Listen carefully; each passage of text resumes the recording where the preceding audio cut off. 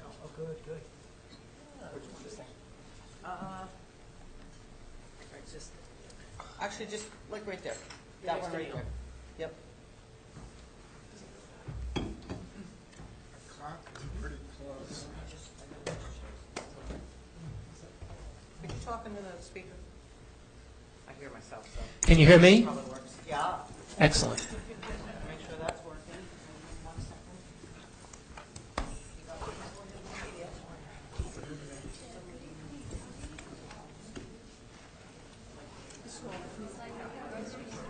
No problem. Grocery store, Stop and Shop is how you going in. Yeah. Hey, how are you?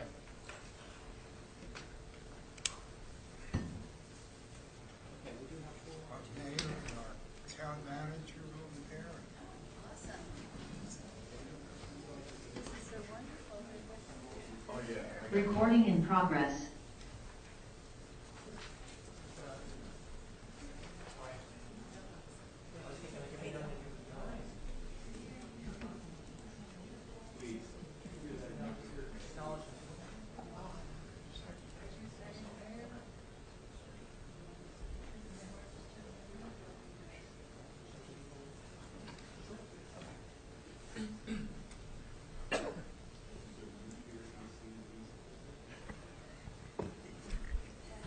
Thanks for coming. Yeah, this one's been missing for a while. Yeah.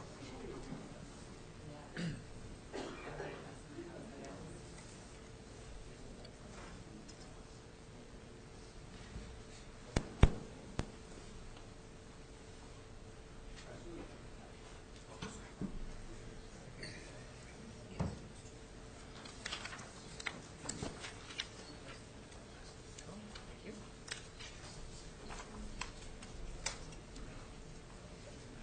Take one down, pass it around. Thank you. Normally you don't get much of an ordinance. I printed my own.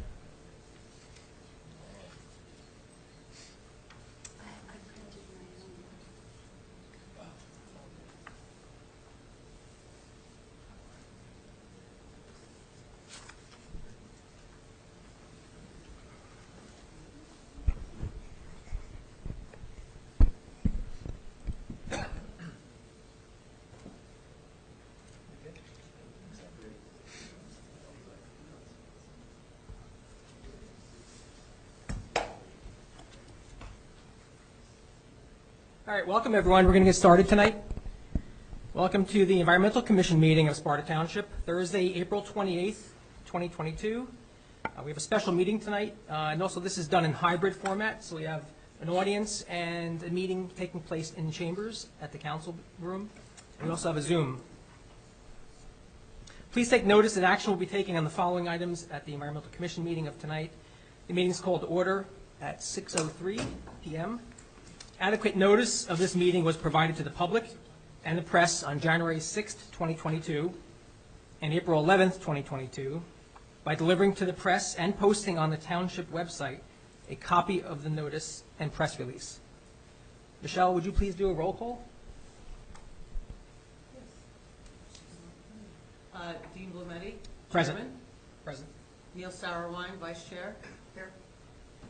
Robert Poles. Richard Tomko.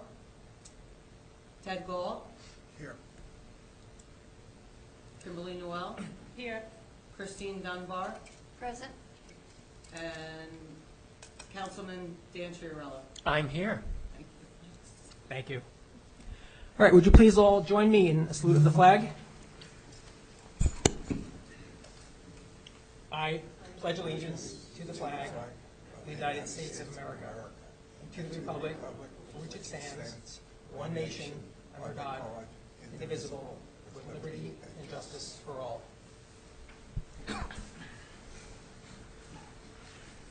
The first item on our agenda is a special educational seminar tonight on the plastic bag ban.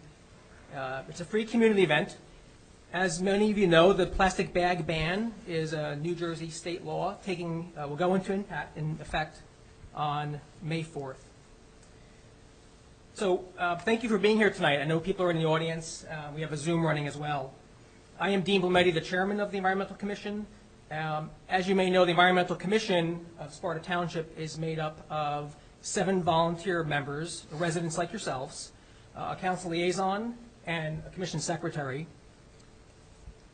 We serve a term of 2 to 3 years, and we are a statutory board, the commission, that serves and advises the planning board and the zoning board, and also advises and studies the natural resources for the township. We also meet on the second and fourth Thursday of the month, and we would love to have the public join us. They do sometimes. The more the better. We'd love public input. So if you're free and interested, please join us on the second and fourth Thursdays of the month at 7 p.m. So we're going to have a presentation that will take about 20 to 30 minutes, and then we're going to have an open question and answer period. For those in the room, there's a microphone up at front, so please feel free to step up to the microphone at the end to ask your questions. And if you're on Zoom, you can put a question into the chat or the Q&A feature, and we will get to your questions as well. Due to some supply chain issues, the reusable bags are not here today. We apologize. They're due to be in tomorrow, believe it or not. So feel free to either come by and pick one up at your leisure, or we have a sign-up sheet next to the microphone. So feel free to put your name and address down, and we will get you a bag. In the audience, I just wanted to acknowledge we have our mayor, Dave Smith, here. So Dave, thanks for being here tonight. Appreciate your support. And also our town manager, Neil Spitaletto. So thanks, Neil, for your support, especially with this event. I know you both have done some work behind the scenes and some advertising to do this. We appreciate it. Our commission, like most of the commissions in New Jersey, receive support and guidance from ANJEC, A-N-J-E-C, which is the Association of New Jersey Environmental Commissions. So tonight our guest speaker takes care of the policy work at ANJEC, and let me introduce her now, Alex Ambrose. So thank you, Alex, for being here tonight. And I'll turn it over to you for the presentation. Thank you so much. And thank you especially to Councilman Chiarelli and Chair Blumetti for inviting me here tonight. I'm very excited, and I should say at the start, this is actually my last presentation as an ANJAC employee. Tomorrow is my last day at ANJAC. I'm leaving to pursue other opportunities, but I just wanted to say thank you all for having me, and let's go out with a bang. Let's see what happens. So, as Dean said, my name is Alex Ambrose, and I'm the Policy Associate at ANJAC. And I am here to talk about the Plastic Pollution Reduction Act, and I'm about to find out which of these buttons advances the slides. I think the forward. There we go. Thank you. So, wonderful introduction from Dean, but just a little bit about ANJAC. As Dean said, Association of New Jersey Environmental Commissions. So we provide support for environmental commissions all across the state. There's about 300 environmental commissions in the state, so we support about 3,000 members. Here are some photos. I have a rule that whenever I do a presentation, I include a photo of myself, so you will see my face up there, although it is covered in a mask. On the top left, it's a little hard to see, but that is part of our small grants program. We offer grants to environmental commissions to create demonstration projects. On the top right, we are in Trenton lobbying actually for the Plastic Pollution Reduction Act. As you can tell, that photo is from a few years ago when we were all allowed to gather in person. On the bottom left, you'll see a rain garden that we actually installed in Phillipsburg at the library. We do install rain gardens along with Rutgers as well. I saw that on your agenda. And then on the bottom right, that is us providing support to environmental commissions at our Fundamentals for Effective Environmental Commissioners course, which fortunately I have seen many of you at. And then a little bit about me as well. As I said, I'm the Policy Associate. I'm also chair of the Environmental Commission in my town, in Clinton Township. So lots of familiar faces around here. Can we pause just for a second to make sure that everybody on the Zoom can hear us? Is that Well, they're not allowed to talk. can somebody put it into the chat that you can hear us, just to make sure that we're... I have no questions and answers yet. I have 3 people participating, along with Alex and I. Okay. There's- Right. Now I do feel like I'm on Zoom. Feel free to put in the chat if you can hear us. Okay, They good. can hear us. All right, thanks for acknowledging too. I'm sorry to interrupt. I Keep hope going. the other 2 can. No problem at all. Hopefully, if you can hear this, feel free to put in the chat where you are joining us from, although I hope it's Sparta Township. All right. So to start off, a little bit of demonstration. So in this photo, once again, a little hard to see, but that's someone who should look a little bit familiar, Audrey Hepburn. On the back, on the left, you should see a small garbage can. It is actually lined with newspaper. So this is just a reminder that we did not always rely on plastic as much as we do now. Even back then, you were lining it with whatever was in your house, which back then happened to be a lot of newspaper. Another little demonstration. So this is, I believe, late 70s, early 80s, Life magazine, when plastic was the new thing. Plastic came about when women started to work outside of the home a little bit more. So it was considered ease of use. You didn't have to wash dishes. It was revolutionary at the time. All you had to do was throw away what you had. However, obviously that has turned into something that looks like this. How many of us have seen this? Probably even on our way here. Or even worse, something that looks like this, clogging our waterways, endangering our wildlife. So here are some of the problems that we wanted to solve with this piece of legislation. First, plastic bags cannot be recycled curbside, despite what many of us assumed before we started actually learning about recycling. Plastic bags cannot be recycled curbside because they actually tear up and clog in the machinery and cause a lot of slowdowns for solid waste managers. Paper bags are recyclable, but they are not as environmentally friendly as other kinds of bags, and I will get to that in a second. Biodegradable and compostable bags are largely myths. I will get to that as well. And finally, we don't know how long it takes polystyrene to decompose. That is because polystyrene has only been around for a couple decades, and we have never seen it decompose. It has not existed long enough for us to know how long it decomposes. So estimates say it's anywhere between 50 and 100 years, but once again, we don't exactly know because we've never seen it yet. So those are some of the problems. Now, here we are. Look at that, Alex. That is January 2020 Alex. She has long brown hair and has never heard of coronavirus or COVID. This is, like I said, in January 2020, us at the Trenton State House advocating for the plastic bag law. So I want to tell a little bit of a story of how we got to that point where we were able to show up in the State House and ask people to pass this law. In about 2017, Senator Smith, who is the chair of the Senate Environment Committee in the legislature, talked to my boss very offhand, and my boss asked, when are we going to be able to get a plastic bag ban?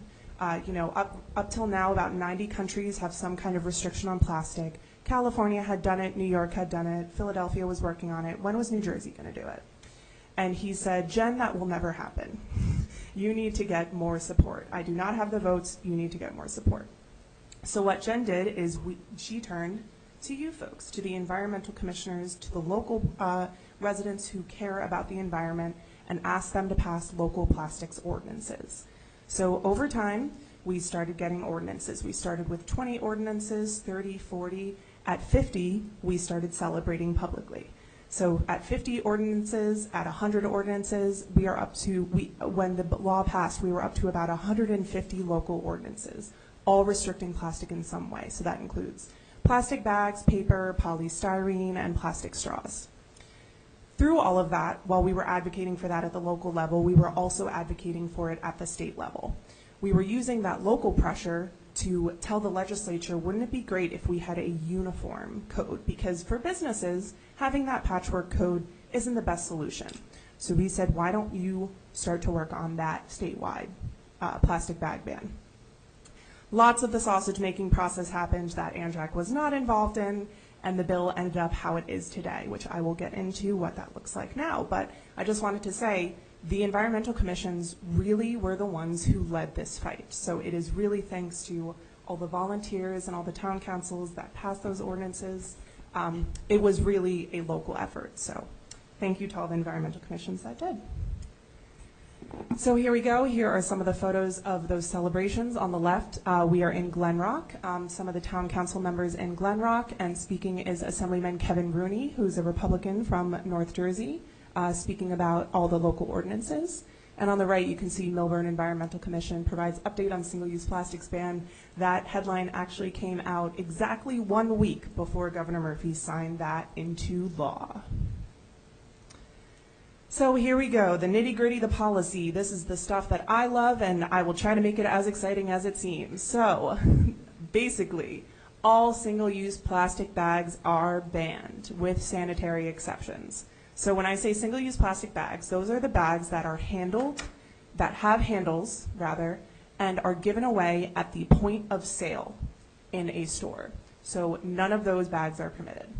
The sanitary exceptions are produce bags are still allowed, bags to hold cold cuts and hold meat, everything like that, those are still allowed. Newspaper bags, dry cleaning bags, those are all still allowed. It's those single-use plastic bags with handles that are not permitted. All polystyrene foam food service products are banned. So that means that back in the day when Dunkin' Donuts used to have polystyrene cups, which looking back, putting hot things in that probably wasn't the best idea. Those would no longer be allowed, although Dunkin' has been moving away from those. So any of those clamshell containers with polystyrene, those are all gone as well. And finally, straws upon request. So the polystyrene foam food containers, like I said, they are banned. There are some exemptions that get a 2-year extension. So the chicken that you get from Purdue, all of that prepackaged stuff that's in the grocery store, after 2 years from May 4th, that will be banned, but they're giving manufacturers a little bit more lead-up time because a lot of these are national manufacturers. All right, enforcement. So enforcement lies with the municipality, much like a lot of local work does. New Jersey DEP handles any complaints, and any entity that's certified under the County Environmental Health Act can also help enforce. So and just a side note, the Department of Health enforces that plastic straw provision because it's, like I said, it's on request only. Since it's in a restaurant, that's why the Department of Health does it. The penalties, any business violating the bill would get a warning on the first offense, $1,000 on the second offense, up to $5,000 for a third or subsequent offense. And just to note that 70% of those penalties go back to the Clean Communities Fund, which most of you are probably familiar with because that is where a lot of municipalities get their funding for litter abatement, recycling, plastic bag, or handing out reusable bags, things like that. And then 30% of the penalties are remitted to the municipality. So the municipality does get to keep 30% of those. So this was something that was very important to us, and that is my cat Trisket. Yes, her name is Trisket, and she is in a reusable bag made by Anjac. The definition of reusable bag was something very important because in California, like I said, they had already passed a plastic bag ban. However, it is largely considered a failure. Sorry, California, New Jersey kind of did better than you at this point. I can say that because I know no one from California is listening. The definition of reusable bag in California is based on the thickness of the material of plastic. So what they said was a plastic bag, a reusable plastic bag is thicker than 2.25 mils.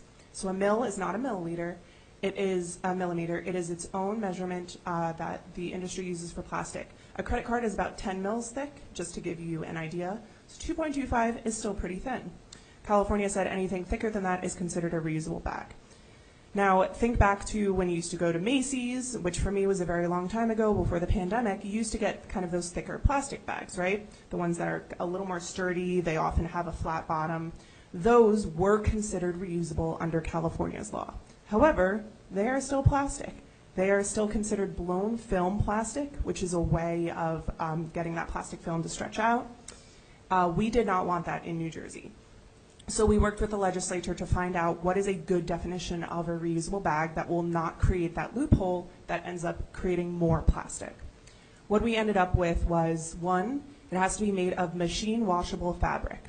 So you can put all kinds of reusable bags in the washer. Do not put them in the dryer. I'm saying that because maybe I learned that from experience, but all of these the polyethylene, hemp, cotton, etc., all of those bags can be washed in a washer. So that was important because we wanted to make sure that anything about contamination was taken care of. Second, it has to have stitched handles. So we decided to focus on the construction of the bag rather than what the materials were made out of to avoid that loophole. Plastic film cannot be stitched. So that is how we made sure that that loophole was closed, because you can only stitch materials such as polyethylene, hemp, cotton, etc. And finally, designed and manufactured for multiple reuse. That is an industry standard. I don't know if anyone actually knows what it means, but obviously a reusable bag needs to be able to be used multiple times. All right, we are going to get into some frequently asked questions. First, if you are a customer, what can you bring to the store? And the answer is anything you'd like. So here are some photos. Once again, a little bit hard to see, but in Thailand, they passed a plastic bag ban a few years ago, and it became a social media trend to find out what was the wildest thing you could bring as a container to the store. So you'll see there's traffic cones. On the top right is a pressure cooker. Someone brings laundry bags, their army bag, a suitcase. Became a little bit of a social media trend. But in reality, the best thing to bring is reusable bags. However, you can also still bring your plastic bags. So if you're anything like me or the average American, you have a ton of plastic bags hiding under your sink. Everyone nod, because we all know that's true. You can still use those and bring those if you have them. The restriction is on stores, not on customers. So you can bring whatever you'd like to the store to carry your products in. Another question, why are we getting rid of plastic bags? What about this kind of plastic? What about this kind of plastic? Well, guess what? You are right. Plastic bags are just one part of the problem. There are 3 bills that ANJAC considers the trifecta of plastic pollution reduction. One of them is the Plastic Pollution Reduction Act. The second is something called recycled content. And the third one is called EPR, or Extended Producer Responsibility. So recycled content, I'm happy to say, has already been passed into law and is going to be implemented soon. Recycled content says that all these materials, there's glass, paper, and plastic are all involved. And, it's bottles, bags, paper bags, garbage bags. All of these materials in New Jersey need to be made with a certain percentage of recycled content instead of pure virgin materials. So this is one way that New Jersey will be able to revitalize our recycling industry, because as we all know, not exactly an easy industry, very hard to get good recycled content. So this will help revive that, and it will also stop our reliance on fossil fuels to create new materials such as plastic. So the recycled content law, it's going to start in a few years, and then that percentage ramps up over the next few years. And soon we will be required to have, in a plastic bottle, at least 50% recycled content. Extended producer responsibility, I'm going to get to in a little bit because we are still working on it. It is not law yet. We are working on it, like I said. But, I wanted to bring up one of the most polluting kinds of plastic in the world are actually fishermen's nets. That is one of the things that is most found in the ocean. The reason we decided to pass a plastic bag ban is because this is something that already has an existing solution. We already have reusable bags. We already know that we can live without plastic bags. That's why this was our first hit, and now we're going for, then we finished recycled content, and now we're going for extended producer responsibility. All right, I gave a little teaser before, but what's wrong with compostable and biodegradable bags? Like I said, they are largely a myth. This is something called greenwashing. This is what we call it in the policy industry. So compostable and biodegradable bags, they are still plastic. So plastic is not necessarily a material, but a way of linking together polymers. So biodegradable bags are linked together usually with something that is biodegradable, but they are still polymers. So yes, they may break down a little bit, but they are still plastic polymers. Also, these bags often need to be composted or degraded in specific situations and environments. So there are some biodegradable and compostable boxes that you can buy. Some places provide them, but they are not necessarily biodegradable or compostable in your backyard. So these plastic bags, they actually end up creating more plastic. They still pollute our environment. And what usually ends up happening is they get mixed up in recycling because people don't know how to get rid of them correctly. So they either mix them up in recycling or throw them out, in which case, why even bother with them? You're still creating more waste, you're still creating more material. It's better to go towards a reusable future.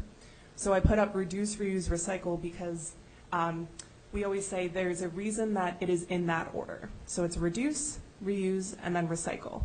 Number one is reduce. Always try to reduce first. And that's kind of what we did with this law, was try to reduce the amount of plastic that we use. Second is reuse. That is the recycled content law. We're trying to reuse as much of our materials as possible. And recycling is our last hope.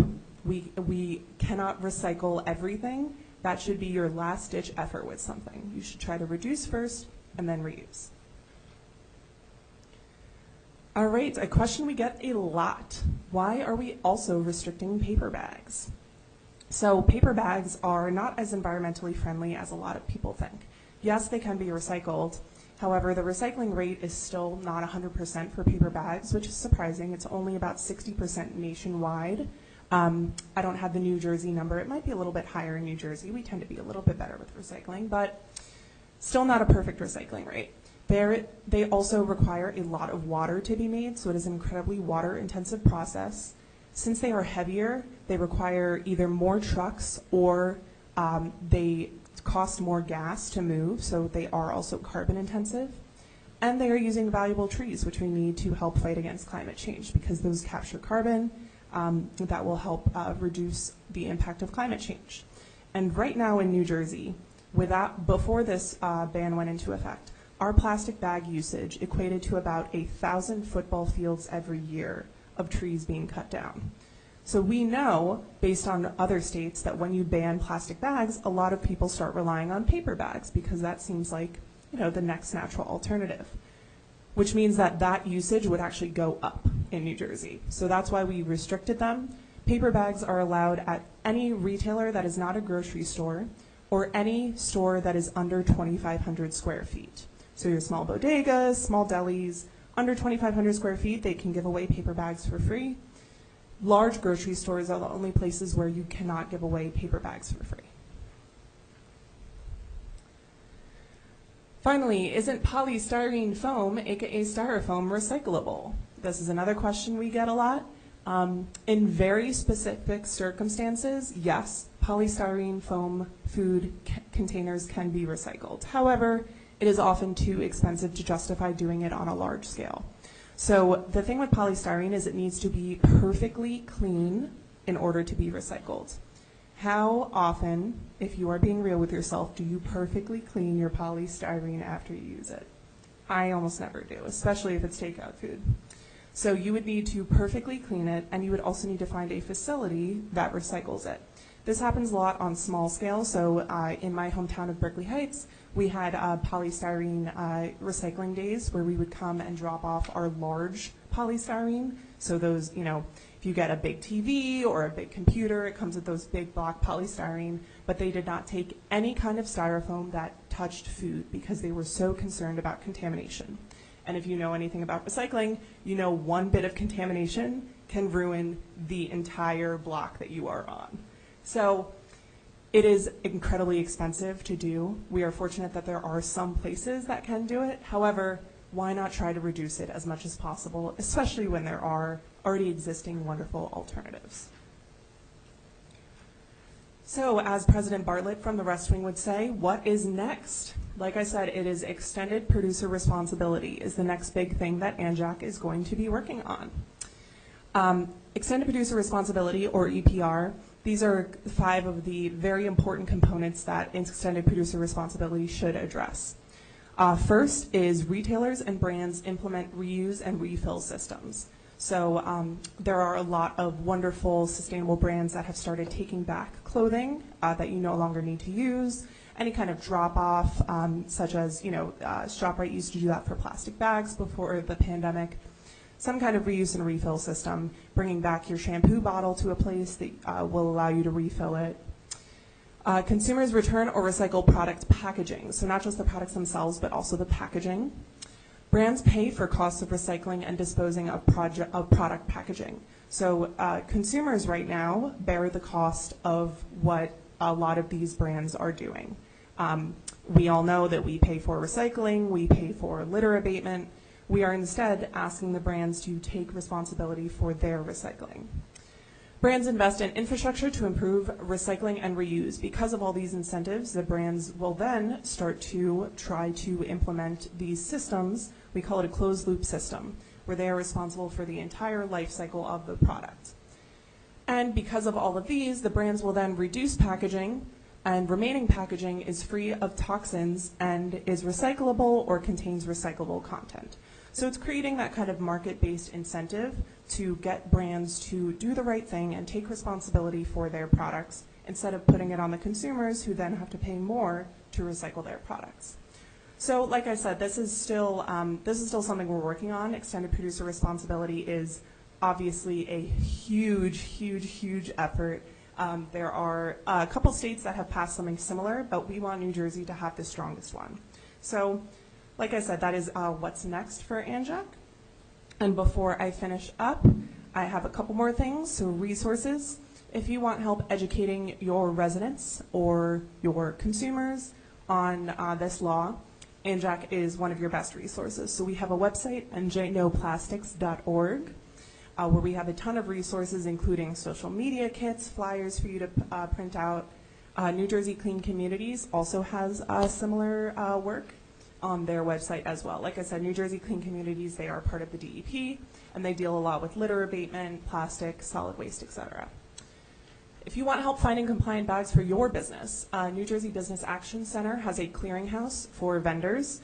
So they vet all of the vendors and then put them on a website so you can go and search and find places to buy compliant, not just bags actually, all those containers, because like I said, those polystyrene foam food containers are also gone. And finally, if you want help on enforcement, like I said, the New Jersey DEP, you can call their action line to report any violations. Obviously, we hope that on May 4th, people are not calling in to report someone using plastic bags. We understand this will take some time, but if you see anything that you would like the New Jersey DEP to know, that is where you can go. So one more story before I open up for questions. This is my niece and goddaughter. Her name is Brianna. Everyone go, aww. She is so sweet. She is about, oh gosh, she's about 18, 19 months now. She is my absolute world. I love her so much. The World Health Organization says that in 2050, there will be more plastic than fish in the ocean if we continue as we are now. That is by volume. That's not just by amount. That is by volume. There will be more plastic than fish in the ocean. In the year 2050, Brianna will be my age, and she may be sitting in front of another town council, another environmental commission, and I do not want her to deal with this problem. I want to pass to her a world that is moving away from plastic, that is moving towards reusables, that is getting rid of toxins in the environment, so that she can keep smelling those tulips and those flowers in my front yard. So I just wanted to leave you with that. Like I said, this is my last presentation as an ANJAC employee. I want to thank you for being such a wonderful audience. You can contact us, info@ANJAC. On social media, feel free to share any of our posts. We're going to be doing a lot of Star Wars themed posts because don't know if you guys know, May 4th is Star Wars Day. May the 4th be with you. So we will be doing a lot of jokes about that on social media. Our YouTube page also has a lot of information. So there's a lot of Alex that lives there forever on that YouTube page. If you would like to learn more, we have done a lot about plastics and about environmental commissions in general. And I believe that is it. So thank you for letting me present, and now I am happy to answer any questions. Thank you, Alex. Let's give you your last round of applause as an ANJAC employee. So. Thank you very much. Appreciate it. It was wonderful.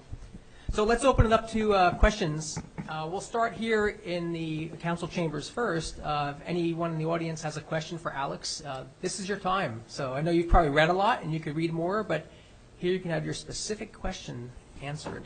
So if you'd like to step up to the microphone, feel free. And if you could just state your name, that would just help. Yes, Yeah. I'm Ann Lewis, I'm a Sparta resident, and I'm here representing the Methodist Church Thrift Shop.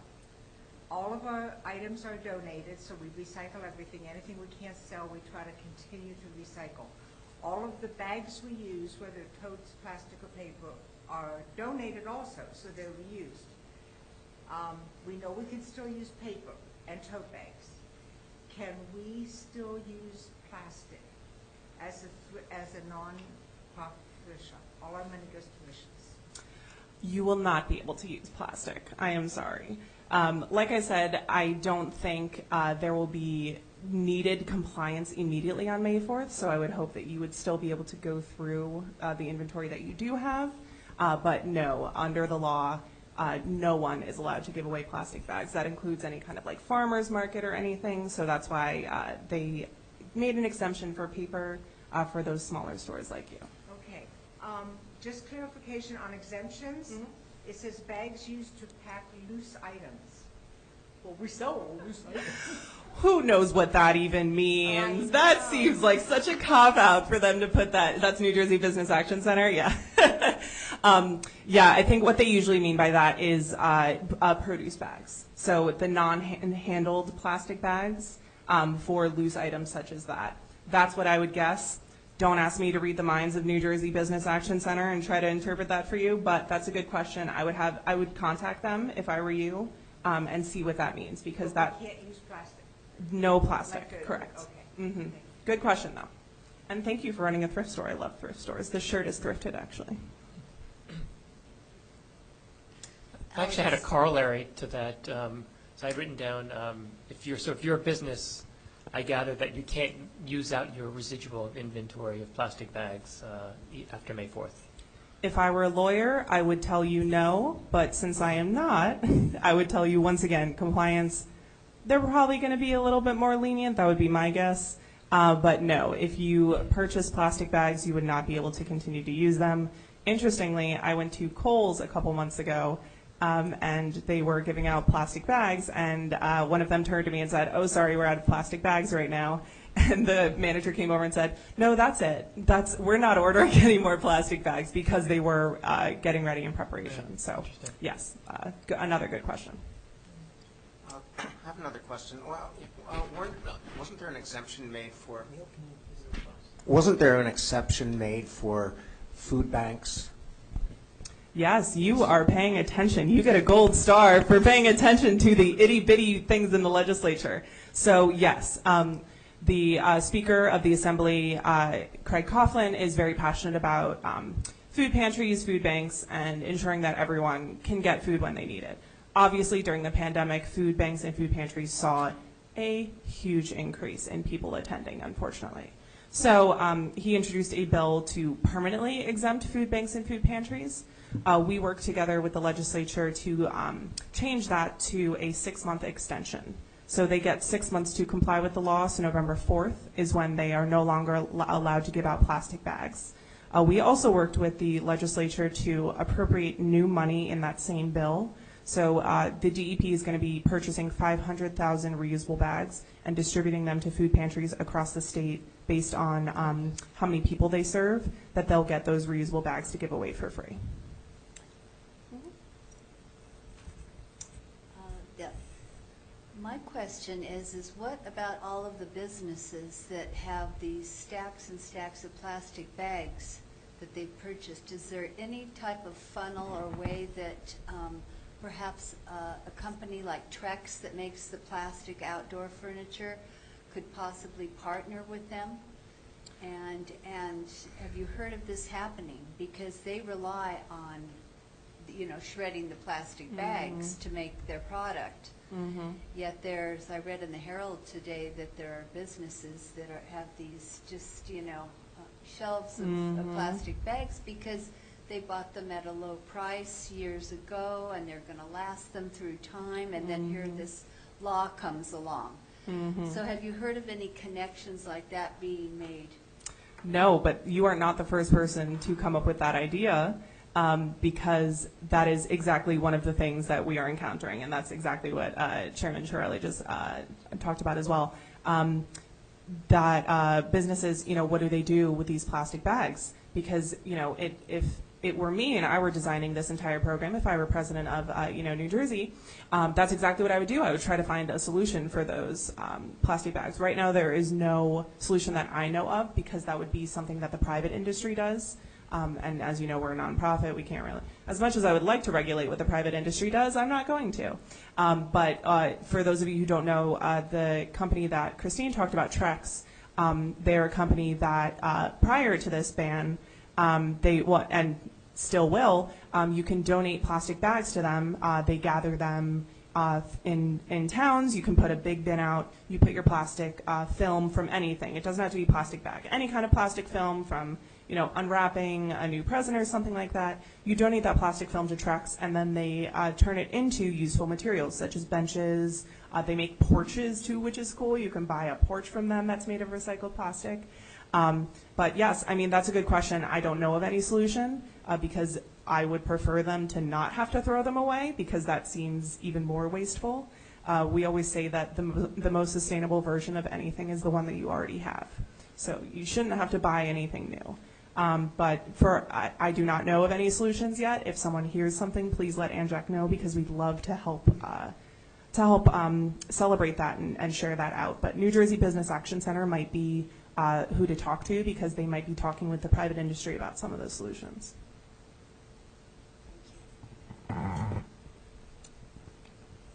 Any more questions right now from the audience here? I had a question about, so I'm walking down the street and I walk past the 7-Eleven and I really need the big bite hot dog. I don't have a bag.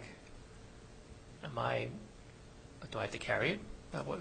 How does that practically work if I'm a consumer and don't have a bag with me? Yeah, do you have your measuring tape out to tell if it's under 2,500 square feet or not? Let's say it's a really big 7-Eleven. Yes, so that is one of the things that we are going to have to deal with as a society, is not being able to get a free plastic bag anymore. 7-Eleven, however, can give you any kind of container that they want. So a lot of places are going through their boxes that they have to give that away. They can still sell you a reusable bag, so you can buy, add on a reusable bag for $1 if you need to carry something. Big Gulp, I hope, does come in its own container, which is a glass or a cup.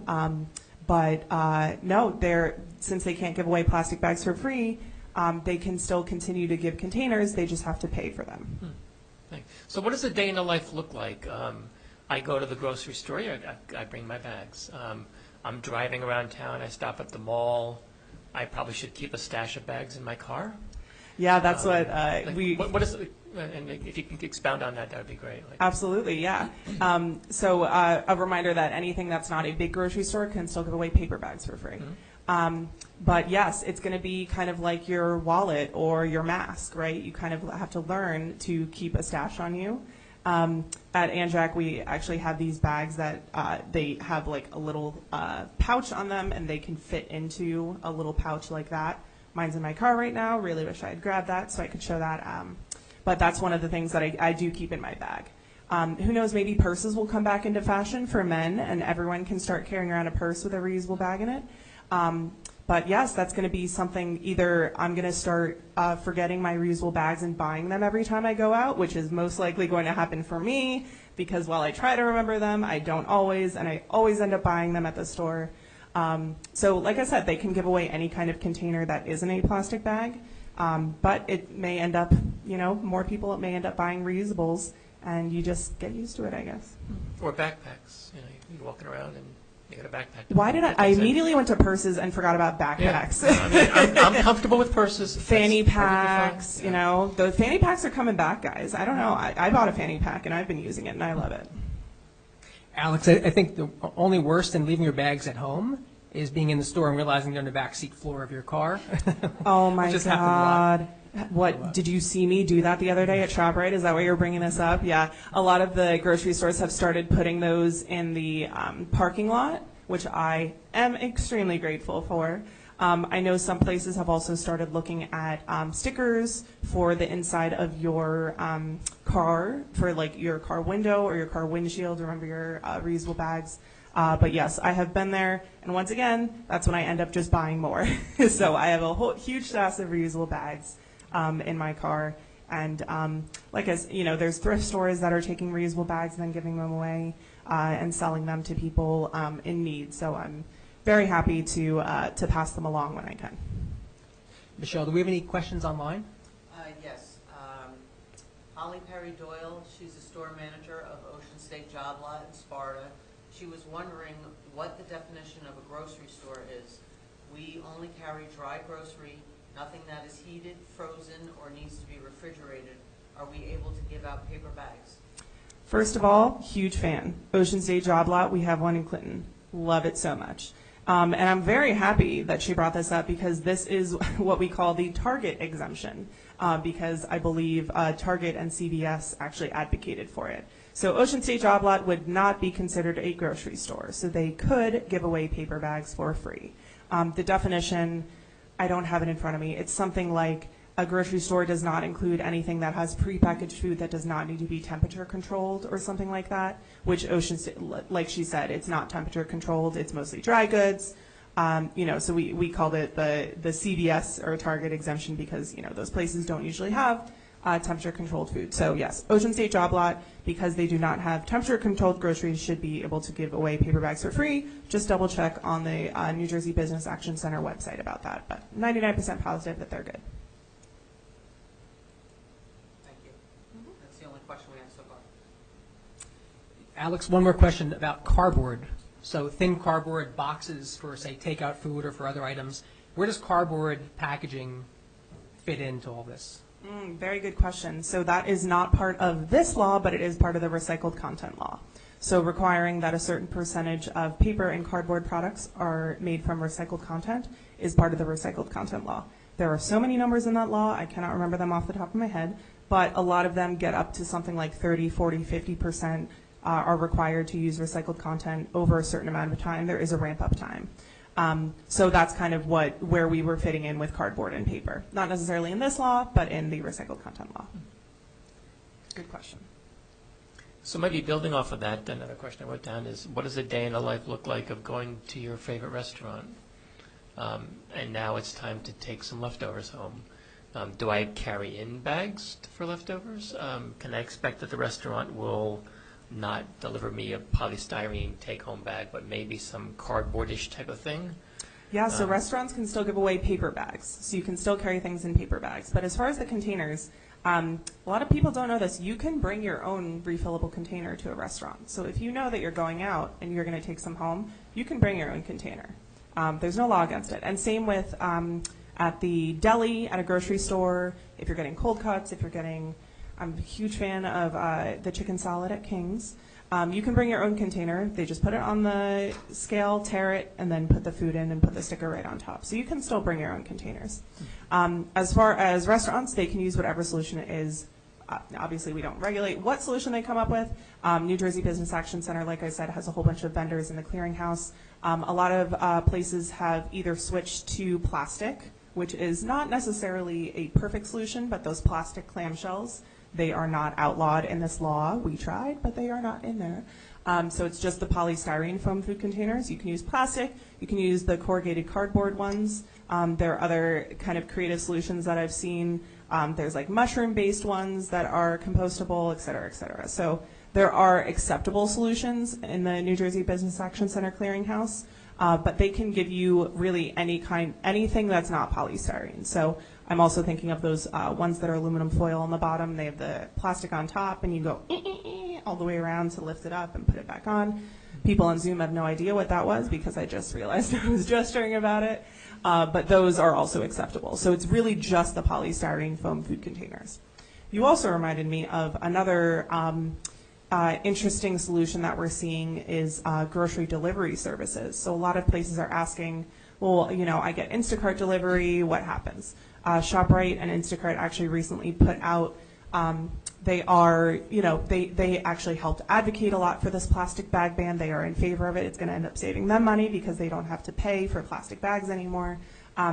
What they do is they are either going to tag on a $1 to $2 surcharge for the reusable bags, or you can get one of those containers. It looks like a giant cooler, basically, that has a handle, and you can exchange that with some of the stores now. So you leave it on your front porch. When they drop it off, they pick that one up, and they keep it for next time. So it's kind of a swapping thing. So it's kind of cool to see what the stores are coming up with.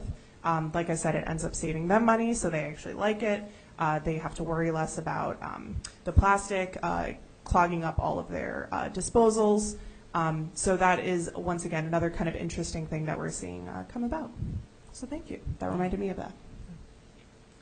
I just wanted to add my solution to the problem of leaving your bags in your car, which is most stores don't require you to carry things out in a bag.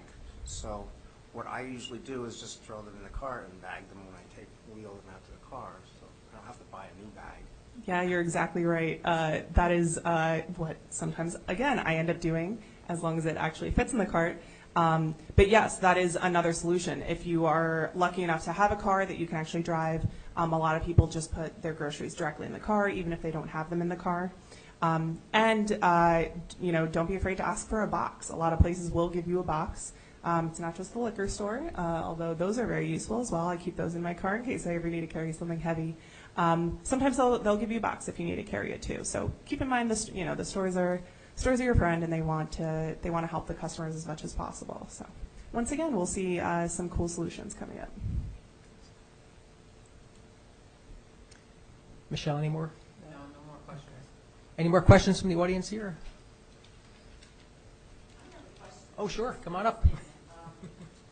Marie Smith. Just so, I don't know, I guess the environmental committee knows, but if you go to the municipal authority, they do take the styrofoam, like from TVs and everything. Yeah, So just that last week. I don't know. It's really nice that you can go up and they do, I guess, process it and put it into different type of products. So for the people that maybe break it up and try to put it in their garbage, there really is a solution that they gladly take it up there. So just wanted to. I don't think they take everything. I think the big blocky styrofoam they do, but I don't think they'll yes. take like the foam that maybe you wrap the things up in. Correct. You know. But just like from the TVs and Yeah. everything, when you get them, it's like, well, now what do you do with it? Well, I was just so happy to find out that they do take that for us. So.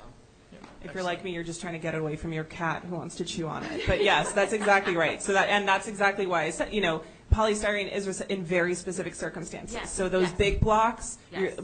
you are lucky enough to have municipal authority that is able to Yes. recycle it. It's Yes, just that's wonderful. very, very You good. just get it out of the basement. You Mhm. look at it for so long, and then you're like, let's get rid of it. There you go. Very good to thank know. You had a wonderful presentation. Thank you. Oh, thank you. Thank you for your question. Thanks for the question. Appreciate it. Back to the restaurants. So your day in the life trip to the Burger King up the street here, that's not going to change, right? You still get your plastic bag, your paper bag coming back, right? Exactly. Yeah. Yep. Councilman Chiarello really wanted to make sure his Burger King was okay. I'm sticking with that Burger King. I'm a McDonald's person myself, but yes, I get it. We have a Burger King in town, so I'm advocating for our township. There you go. There you go. Yeah, I have one in Clinton Township, so there we go. Okay. Well, I think that we're going to wrap up here. Before we wrap up, too, I just wanted to thank Michelle Lantel for all your work in helping pull this together, and also Councilman Chiarello for all your help in making this happen, too. So appreciate it. Well, I had one more little anecdote while I'm thinking Turn off about his it. mic. So you mentioned that a couple of years ago you were trying to push this through, the NJAC was. It was my first year in the council in early 2019, working with then Mayor Wallace Smith. We had met with NJAC a couple of times to see if we can pass something in Sparta, or at least craft something in Sparta that we can maybe present to the council to pass. And NJAC was very helpful, pointed us to a couple of areas that were municipalities that were near us. I think Parsippany was one. I want to say Chatham was Both another of the one. Chathams, yep. Yep. And met with people from them to get some ideas of what their bans look like. And then right at that time, it looked like New Jersey was going to pass something, and so we backed off. And then New Jersey didn't pass it, and so we thought about maybe trying to revitalize it again. And then they were back on, so we're like, we're done. So we were close to. You were very close, very close. You are not the only town that happened to also. So that photo that I showed you was, like I said, in January 2020. So in the New Jersey legislature, there's something called lame duck, which is something that happens in all governments. So the time between the November election and when the new officials are inaugurated in January, I believe in 2020 it was something like January 11th, in that time it's called lame duck. And a lot of stuff happens because there's either elected officials on their way out or the session is about to end, so they want to get everything done because on January 11th, everything resets. So anything that was not a law, all of that progress is wiped out. All of those committee hearings, all of the amendments, all of that is wiped out. So what happened on January 10th, 2020, the law did not pass. So you are correct. We were hoping that they would push it through that day, and we were not successful. So January 11th comes. I flew out to California for my last vacation before the pandemic, and the bill was reintroduced. And then it very quickly got momentum again because of all of the towns that were either right on the brink, they had already done it, they were like, emailing us, okay, should we do it, should we not, what happens? And, just a few months later it passed. So yes, Sparta was far from the only place that happened to, that you were right on the brink of doing it when the law finally passed. And I remember November 4th, 2020, someone from the governor's office giving me a call saying that Governor Murphy just signed the bill. And there was nothing else going on November 4th, 2020. So, I wasn't busy at all, stressing. But it was really, really a wonderful day. So then we had 18 months. We've done all this education. And here we are just 1 week before it goes into effect. And all I'm thinking about is all the Star Wars memes that I'm going to post about May the 4th be with you. Thank you very much again, Alex. We appreciate it, and I hope we'll see you again soon sometime. Thank you. So I have to head home, but once again, thank you for having me. Thank you to Councilman Chiarello. Thank you again to Michelle for organizing all this. And thank you to you, Dean. I'm sure this will not be the last time that we talk. Thank you very much. Good luck Appreciate in it. your next Yes, endeavor. good luck. Thank you.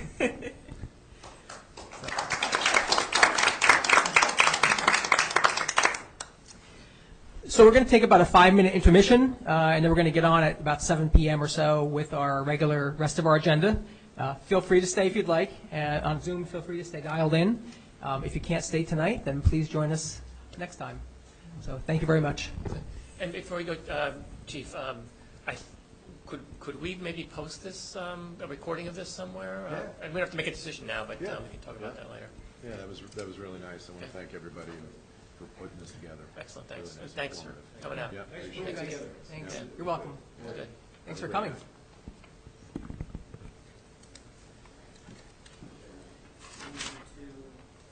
For those who are on Zoom, I'm just going to pause the recording. If you decide to stay on, I will put it back on when this is back in session. Thank you. Recording stopped. Thanks for coming.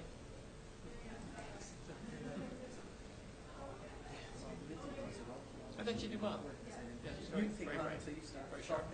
Oh, well, that's good. Because my sheet's over there. And I'm going by, okay, now I gotta just, I'm not good with the on the spot. I apologize. It's an interesting idea, especially if you have the self-checkout, just roll the cart. It's just, it's a simple thing. It's just that paradigm.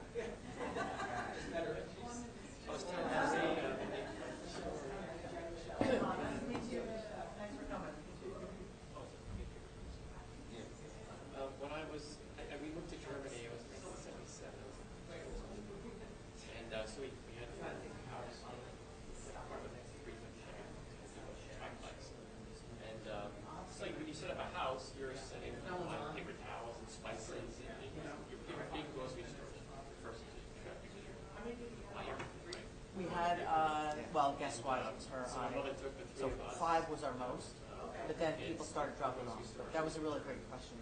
And Lady we filled out 2 carts, I remember, like just all this stuff. And we get to the checkout, and they're like, they start shipping out, and they're like, where are your bags? This is 1977, right? We talked about like have bags? Like, no, why would we have bags? And it was this, you know, it was a culture shift. And everybody's looking at the stupid Americans who like, you know, so they're scrambling in the back looking for boxes and stuff like that. Makes people look at all these things together. So everybody used their own bags then. This is back in the 70s. Right now, It was just a small thing. I am saving my investments. I don't know what you're going to do with them now. do I just Give it to all the people who want $100. she was Because using I'm not going to have anything to use it for. You have a stuffed plastic bag full of plastic bags? I haven't done it. Me too. Every once in a while, I take them to the recycling and the Stop and Shop. Yeah, let's go. Okay. I'm gonna take a couple of. So if I just, this will stop other scratch, and then do you want to continue? Yes. Yeah, but I guess you can bring them to the grocery store. Well, I was gonna stop the whole, I was gonna stop the visual now, so I'm gonna turn off the, Now we have all these reusable plastic bags that are going to stop being reusable at some point. And if people keep buying them because you forgot where you're going to put up with a ton of reusable stuff. Ultimately introducing more waste, Yeah, unless it's not can't afford it.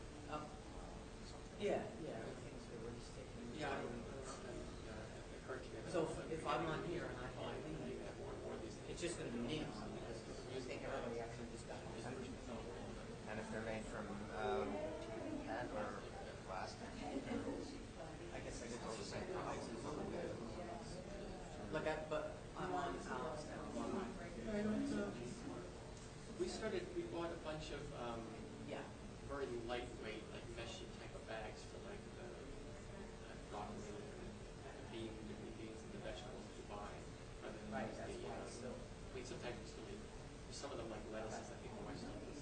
All right, but I can pick the Peppers and plus stuff like that, some of the bags we bought with and this. then just my name. We bought a bunch of them.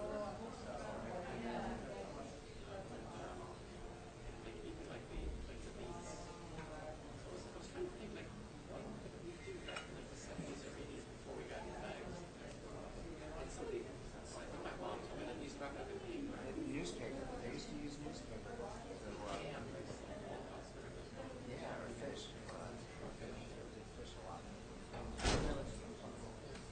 I saw a video on how to make a bag out of a t-shirt without sewing. You don't have to sew it. You just cut strips in the bottom and tie them together and put straps in. All right, so when we go I back have some in, old t-shirts. I bet pretty soon you're gonna have a ton of reusable bags. No, I keep them in my car. yeah, right now, I have so many. and I told But them I was it's going to. interesting, it never occurred to me that it just, you know, leaving in the car, you just be in the car. Like I go to Target, buy a t-shirt, put it in my bag. Yeah, I was. It's funny, it says two participants. By 2 or 3 hours. Okay, so she knows we're continuing with our meeting. All right, Yeah, just, it's funny, I Mike, keep coming thank back you to very much. how many plastic bags make up an artificial throat. All the plastic bags are banned right now, and it would take 3 years. Yes, absolutely.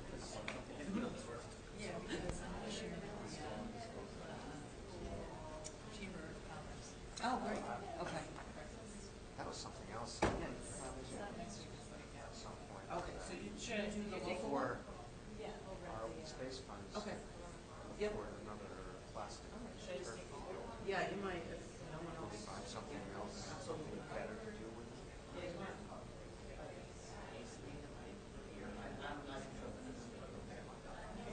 Oh, yeah, you can't, you can only go.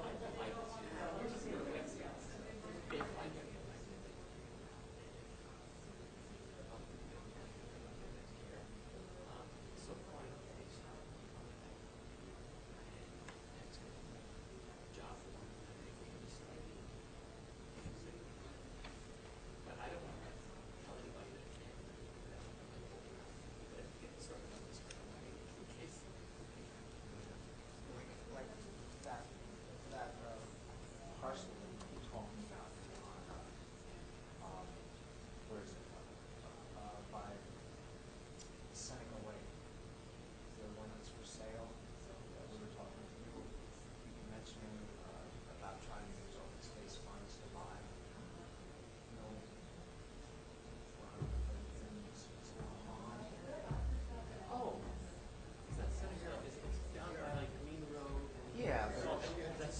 it's in that area.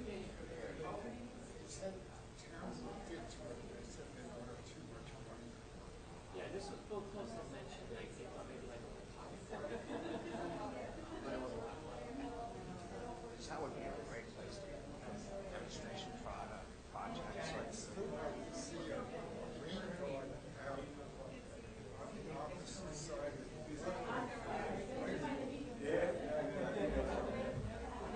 Christine had brought it up too, as far as a rain garden, a pollinator garden might be easier. Rain gardens is to maintain them.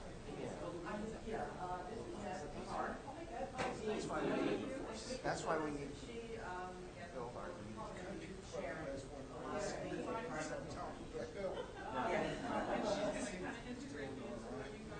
And there's one of them. Yeah, they're all great until they're interesting. You set them up, they look fantastic. But they're need maintenance. Well, we could. That's why I would like to build a green.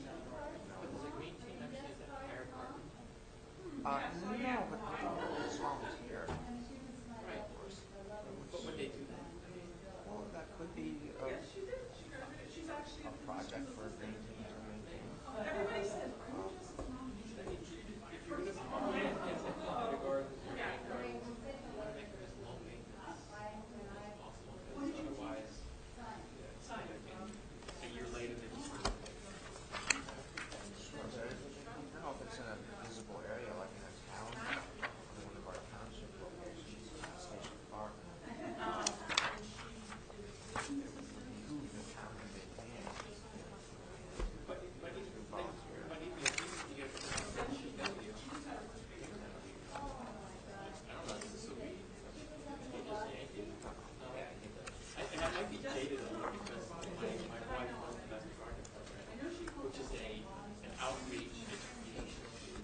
Everybody thinks they're like a hair gardening company. Well, just in plastic industry. And she has to explain a bunch of times every week, no, we're not your gardening company. We're an education. I'll tell you how to set it up. We're not the guys who weed your garden for you. That's your community garden for you. That's not us. You guys are crazy. She does that every doctor wants to put a big garden in front of it. Let's get domestic gardeners to keep it straight. No, we're not going to do that for you. That's not what we're doing. Anyways, That was at Helen Morgan. well, that was it. One of them was at Helen Morgan. Put together and went from there. And I remember, and she told me that also that they put, I think with Mitch Morrison, I got this great deal on llamas. And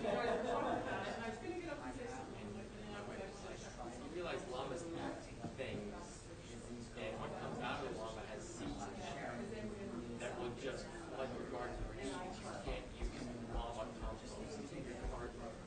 And put that in away, and then it's Did you say and then everybody thinks that lasted a year.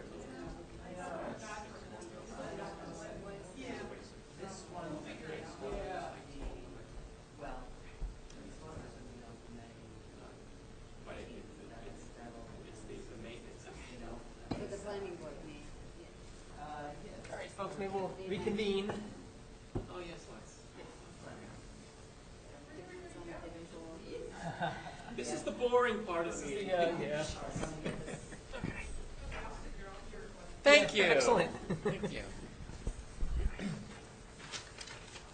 I've been saving my first there from the Stop and Shop to reuse. That was a good idea. I just always recycle them Okay. when I go home. You know, yeah.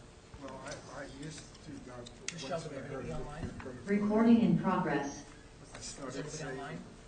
yeah, no one is online, but because we advertise this as a hybrid meeting, Mm-hmm.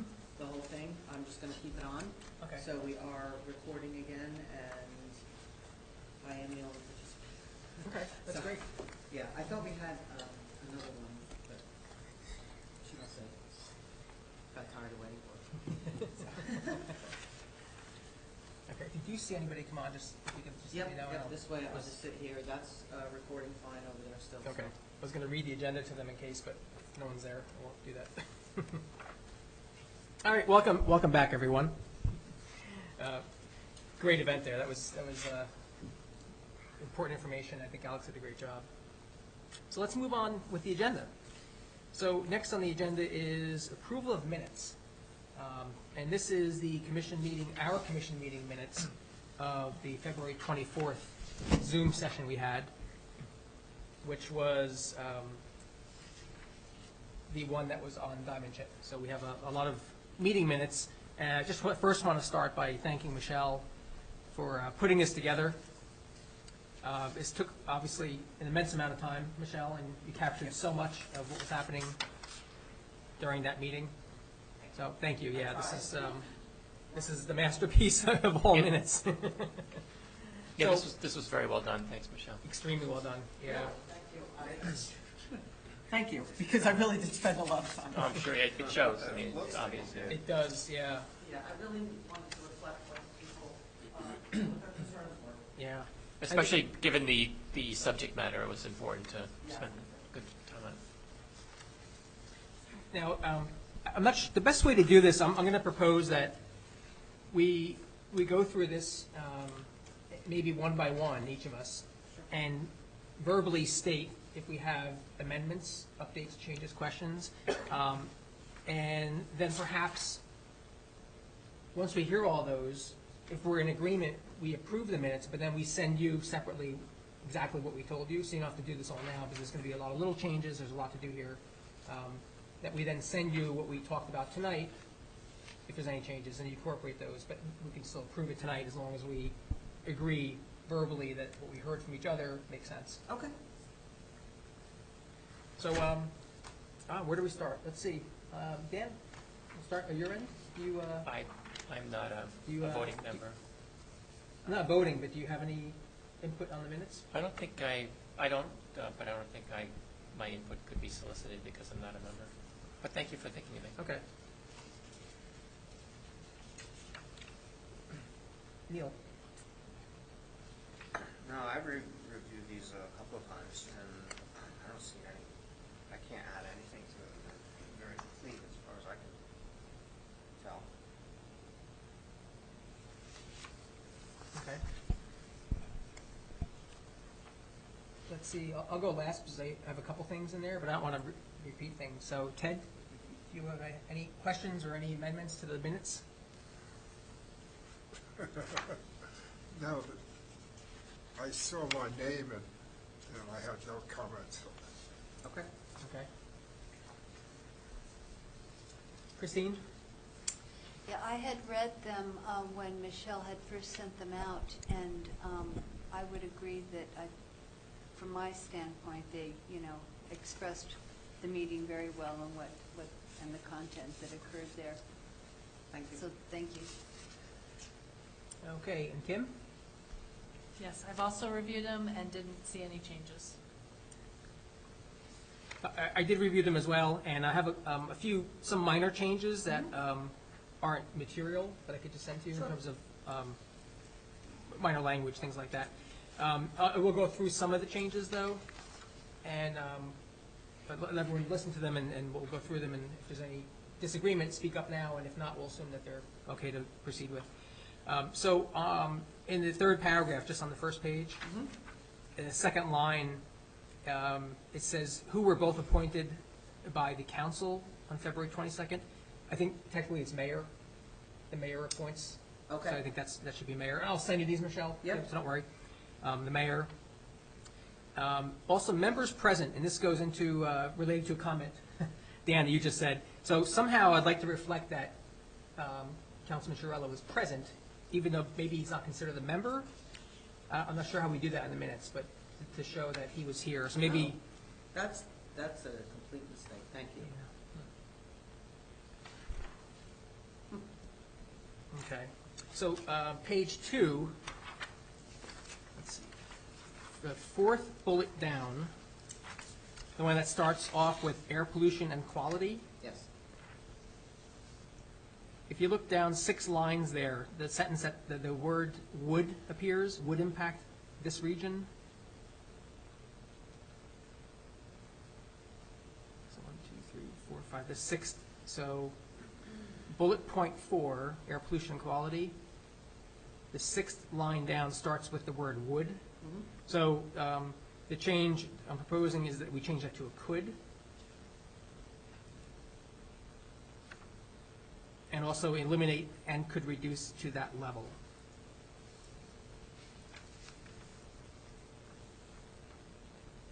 Okay. I'll send these to you. Okay, the last bullet point on that page, stormwater management. In the first sentence, I think what is meant here, I think we all know 100-year storms. I think the next part is 50-year storms and 10-year storms.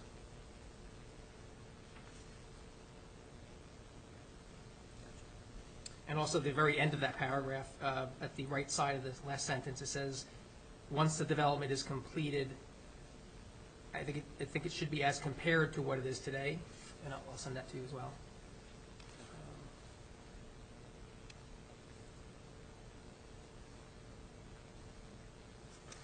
So a third page, after the bullet points, the first paragraph that starts with generally, our draft right now shows. In the second sentence, it says, we believe there are risks associated with it and are looking for proponents of reasonable preservation. I think it's we believe there are risks associated with it and that it does not align with the reasonable preservation and protection of our natural resources.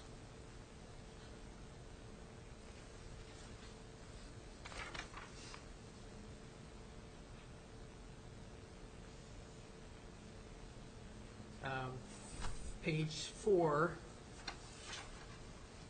the middle paragraph, the one that starts with Councilman Chiarello.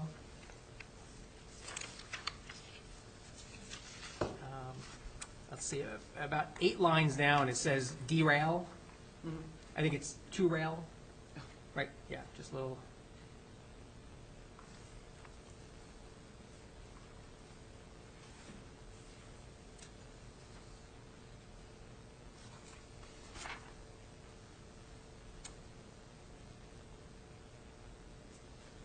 Page 6. The third paragraph down is the comment by Neil Clark on Springbrook Trail. I think the end of the third sentence, the third line there, I think it's let's see, pointing out it's based on the applicant only and not an independent third party who submitted this information instead of not a third party. I think it's just a clarification.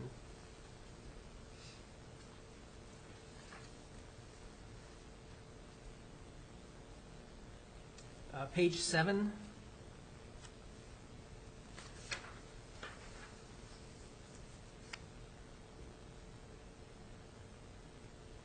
The second to last paragraph at the bottom of page 7 starts off with my name. The third line down on the left side there, it says risk, comma, it will impact home values and taxes. I think that's probably more of it may.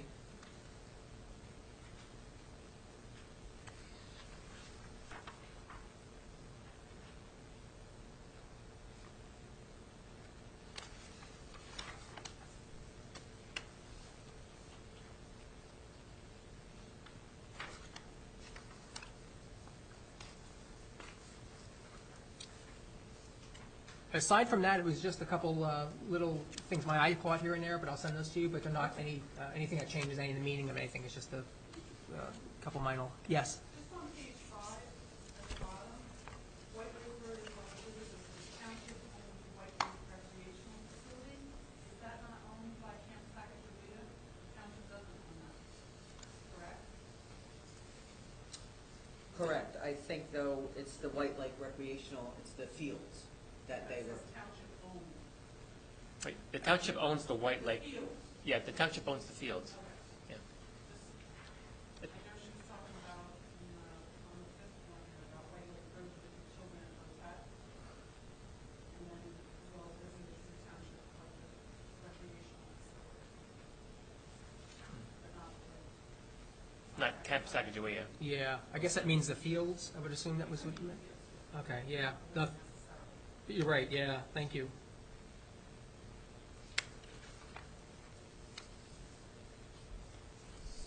Okay, any other comments or amendments at this time? Okay. I think with the way we stated it is that I'll just send you, Michelle, or provide you with a couple of other little tweaks that are nothing of material impact, and then we can vote on it now, and that will be the approved version? Yeah, you vote as amended, right? Yeah, okay. Okay, can I have a motion to accept the minutes for February 24th, 2022 as amended? I'll motion that we accept the minutes from February 24th as amended. Can I have I'll a second? second. Great, thank you, Ted. Okay, minutes are approved We have as to vote. amended. We haven't voted We yet. have- We should do a vote. Yes. Okay. Michelle, can you do a roll call vote, please? Chairman Dean Mulvaney, Yes. Vice Chair Neil Sauerwein, Yes. Ted Gall made the motion, but Ted Gall, Yes. Kimberly Noel, Yes. and Christine Dunbar. Yes. Thank you. Excellent, thank you. Great, next we have correspondence. There is no new correspondence for this evening. All right, on to applications. So tonight for discussion is Planning Board Application 693, Glass Flooring Systems, which is 6 Aaron Way. This was, 6 Aaron Way may sound familiar to some of you. This was previously on the agenda for June and July of 2020. It was approved at that point by the Planning Board for the construction and the major work, and for the variance requests that they had asked for at that point. This is an amendment to that. Basically, there's a few minor amendments in there. Also, it's for a tenant. So it's a approval of a tenant that they've found and some of the changes necessary for that tenant. So we could start with comments on this. If anyone has comments at this point, we can start reviewing those and discussing those. Oh, yeah.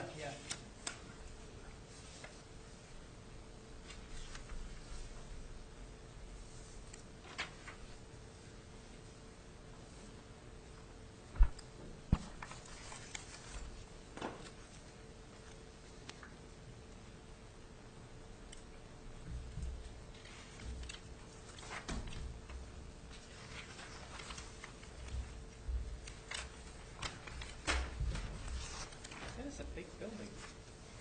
It is, yeah.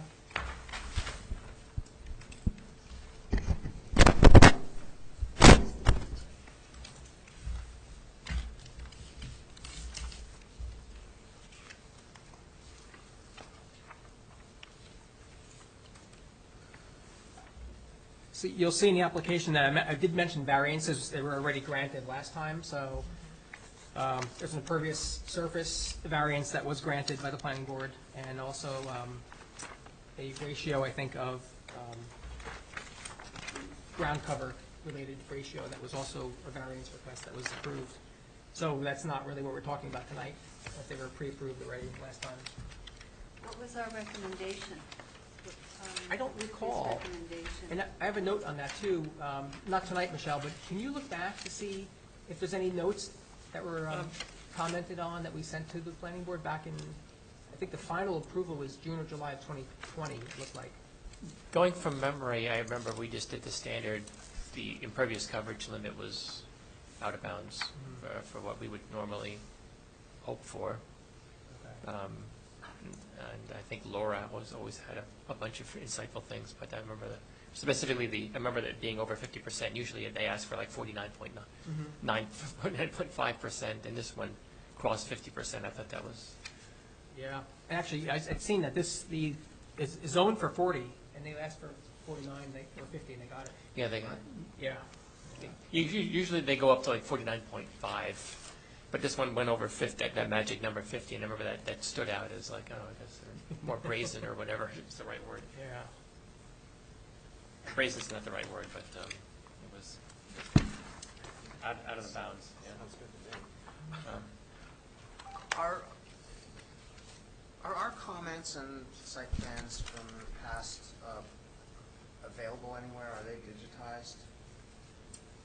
Well, they're part of the application, right? I think they're Is- part of the formal application. Yeah, they're supposed to be, right? Yeah. Yeah, if you're asked from the planning board, they make it part of their Could probably look it application. up. That's why it's important to get it the Friday before, but I can check past, I think she kept the memo.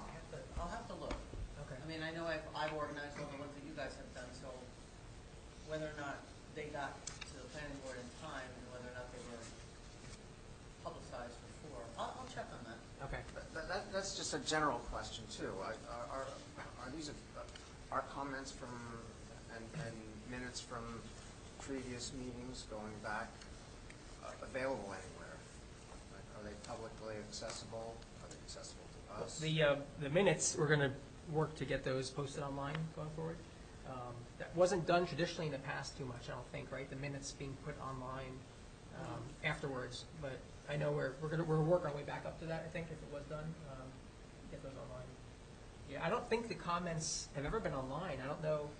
Ted, do you recall if, I don't recall, but Submissions? I might have made a comment that the street number be put on the sign.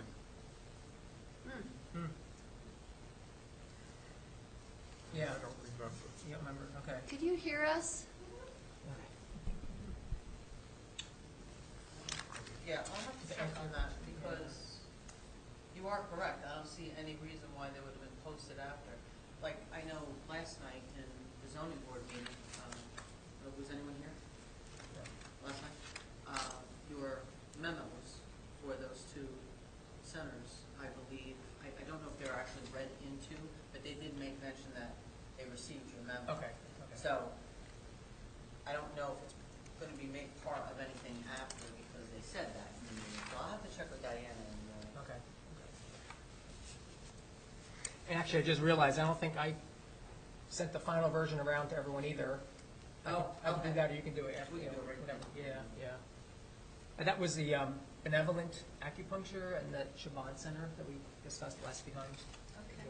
So we don't know what our previous comments were about the new request here No. about the glass manufacturing place. We don't have, what was our response to the variance that they Yeah, well, requested?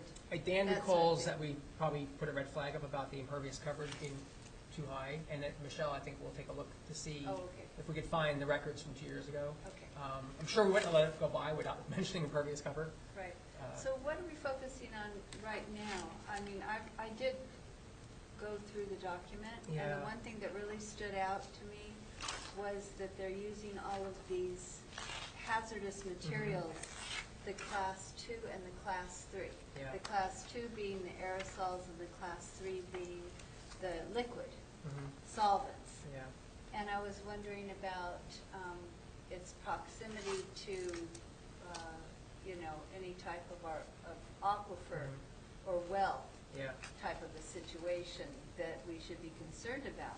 It reminds me of the Blue Sky performance. That was a few months ago. The auto, zoning board yeah. auto. That was put into the final comments. That same concept is that they're using chemicals, they're using paints, they're blasting anything in the aquifer. And the zoning board actually, I'm not saying because of our comments, the zoning board denied that actually. But that's something that I think we could put into here about the proximity to the aquifer and the chemicals.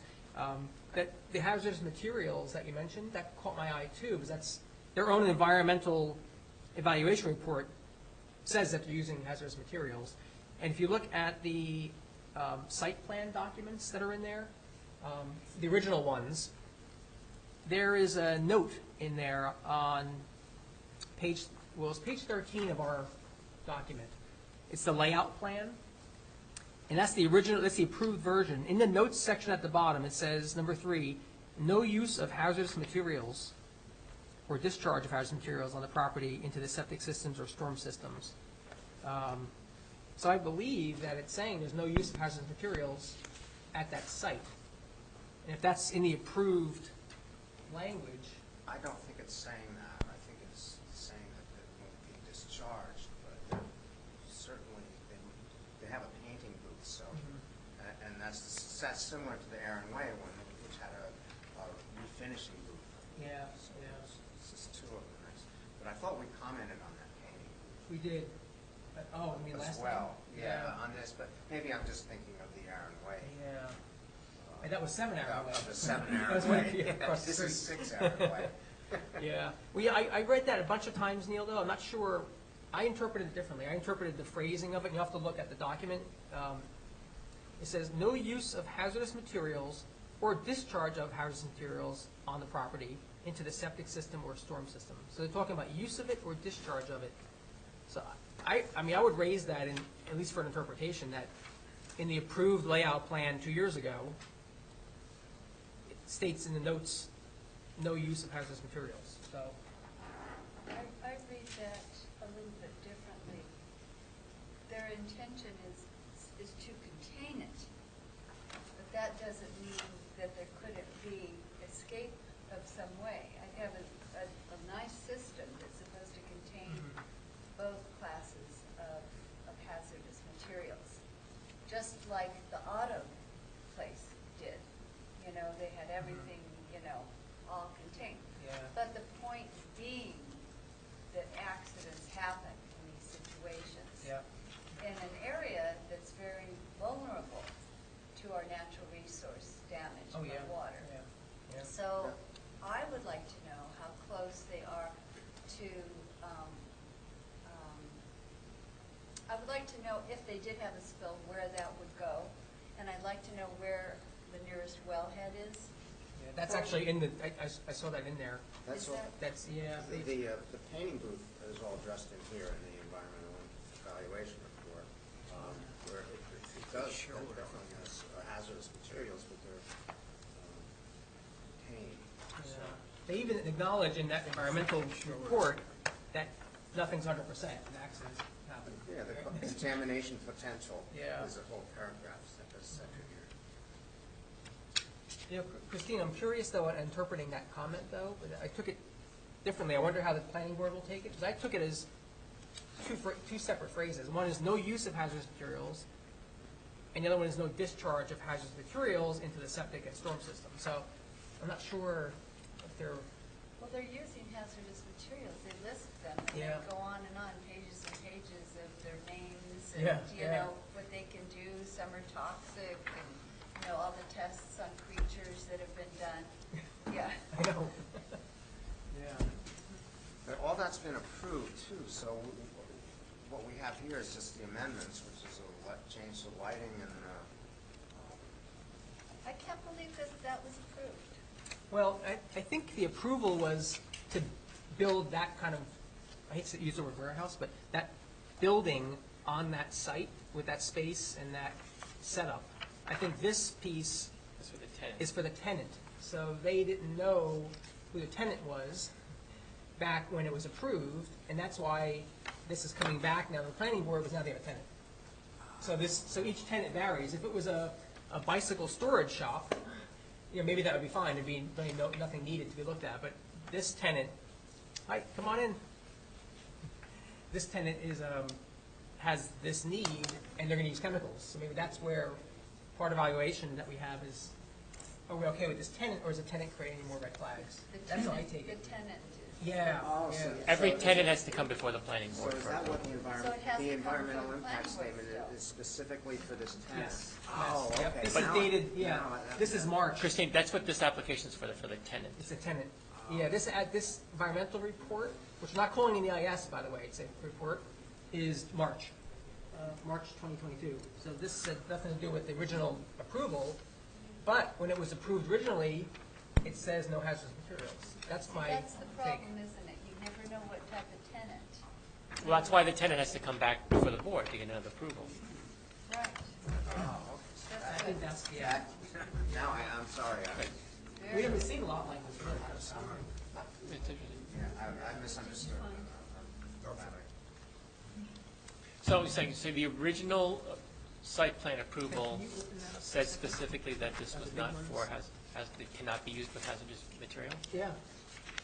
And now they're saying that the tenant wants to use hazardous material. What's there to discuss? It's at the high school. I think that should feature In the prominently in our auditorium. response, right? Most definitely. Must be more,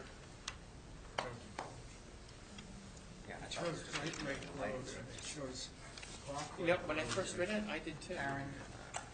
The railroad is, and the stream is down here. Mm-hmm.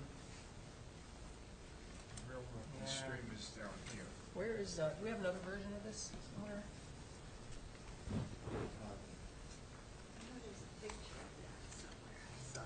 By the way, the attorney, John Ursi,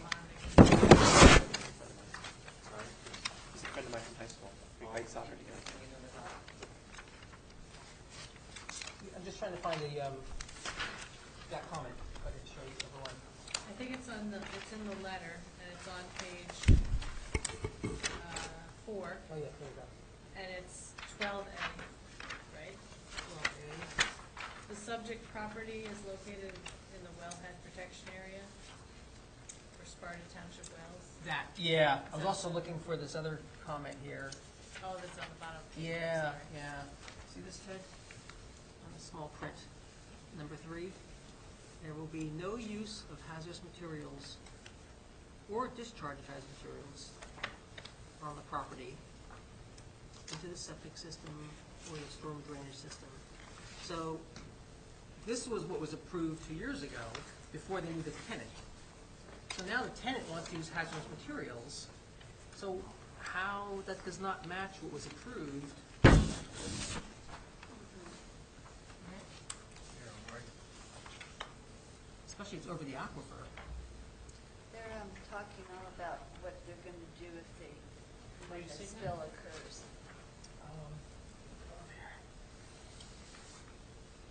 Oops, it's in the little notes box. Oh, area. yeah. Number 3? I mean, so this should feature prominently in our review, right? Yeah, yeah. This is the approved, updated order law? No. Resolution compliance version, right? 7/14/2020. So that was the last, I take that as the one that, Yeah. that's the date. Interesting. That's a good catch. Neil, did you see it? Let me show. Yeah, I'm not seeing yours. This is the, We'll make that comment to the planning. Oh, over here. yeah, yeah. And this is the version that was for the resolution. Yeah. 7/14. 7/15 when we approved it. So this was revised. There'll be no, with the resolution. there will be no Have- use of hazardous Number materials. 3. Say 7/15. Yeah. Or recharge, Or discharge. or discharge. It sounds like they, Even with my glasses, I the can't read. approval is Whereas not this to allow material comes hazardous up materials into the septic system. Yeah, I agree on with that. the- or discharge. I think it's, to me, I read it as both. There will be no This is the use of original. hazardous Or materials. the septic Or, drainage not system. and. We've got a whole booklet full of hazardous materials here, Most of how them. bad they are. Yeah. Yeah, Yeah. Super multifocals. Very important. Well, okay, so if they can't discharge into the septic What's that system, they can drawing add a now? bunch of, right? This one? But it does say there will be no use of hazardous materials. Layout Oh, plan? use. So that's not what Oh. we're seeing now. Approved it with that condition, but now they, So The layout. is the landscape there already? Window compass by any chance? Yeah. Okay, let me add a little perspective to that. Flooring, right? It's glass flooring. Yeah, yeah. Yeah, you wanna, Is that what we're talking about, the, I think you need to state your name and address if Yes. you're gonna speak. glass company? yes. I know a little bit about. I think you have to state your name and address for the Yeah, record. this is the layout plan. No address, but I'll give you This that notes. card, your zoning officer for Sparta. To add a little perspective to what you're looking at, let me just give you the process, so maybe you understand the process, and then that'll help you a little bit. When a tenant comes in, someone that wants to rent, which is what they were initially, I think, doing, they have to go in front of your site committee, which is a subcommittee of the planning board. They approve whether they go in or not, and if they don't feel comfortable, I have to tell you, your subcommittee is very good about kicking it out, which means they kick it up to your zoning board or your planning board.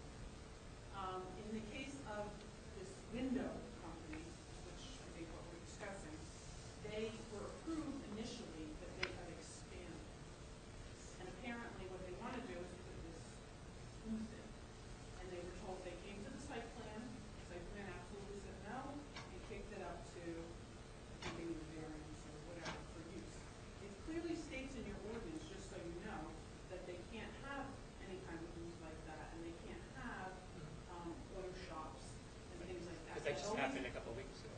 Yes, it always has to be kicked up to your board because it clearly states in the ordinance it's not allowed in those districts. So that's why they're worrying, they want this. When we talked to them about the photo booth, because we caught it at this R level, when they went in front of your site plan, we told them that we couldn't approve that. And even the site plan, I said, here it is, but here's my caveat to it. And then that's when they kicked it over. The way it was described to me is a self-contained unit that will obviously they collect their own waste, it could be discharged, but it is a definite concern. And I think that's what they were pursuing. I don't know if that helps you understand the process a little better. It does, yeah. But actually, the auto place was also a self-contained unit, if I'm not mistaken. Yes. Mhm. But they have to explain that because, and I think the same thing with loss, that they switch the truth around a little sometimes when they're coming in front of the site plan. So I try to be very cognizant as an advocate for your town and as a zoning officer to kind of field out some of this information and ask more questions. And Michelle will tell you, I'm at the desk saying, you better give me your business plan. And then usually I can pull it out of the business plan exactly what it is. I'll ask more questions. And you also have John Drake. He's been very good. Who is that? Sorry, I don't know who it is. John Drake. Yeah, He's your EDC person who helps advocate for businesses in town. okay. And sometimes I'll actually give him a call and say, I need you to do a quick site plan here and go talk to them about their business. And he'll come back with information also to help flesh out what's going on there. Bless you. So, you know, we do try and advocate before it even gets to the level it's at now, to make sure it gets to the right level. If it's not, clearly not in compliance, they're still able to bring it up to the planning board level for looking for, Yeah, they can apply for a variance, even, so the resolution clearly states no toxic chemicals, right? Mhm. So they want to have this photo, this sort of Painting and finishing, Or or- station park party, I think the photo booth. They can clearly go up and ask for a variance on that. Whether your town grants the variance is always the kid. Now, they're an established business, they're expanding their business a little bit. You know, that's kind of where it's at. It was my understanding it's the frames that they have to paint, yeah, that's what it looks like, yeah. and then they insert the glass, and maybe they're custom, made to order, that kind of stuff, with power tool of some sort. And so they have to pick it up, they have to, it couldn't be approved just on the site plan. And they're not asking for a variance though, right? They're, Right now. like officially, I didn't see that. No, they're not asking for a variance. Yeah. I think they're in front of the planning board right now, correct? Yeah.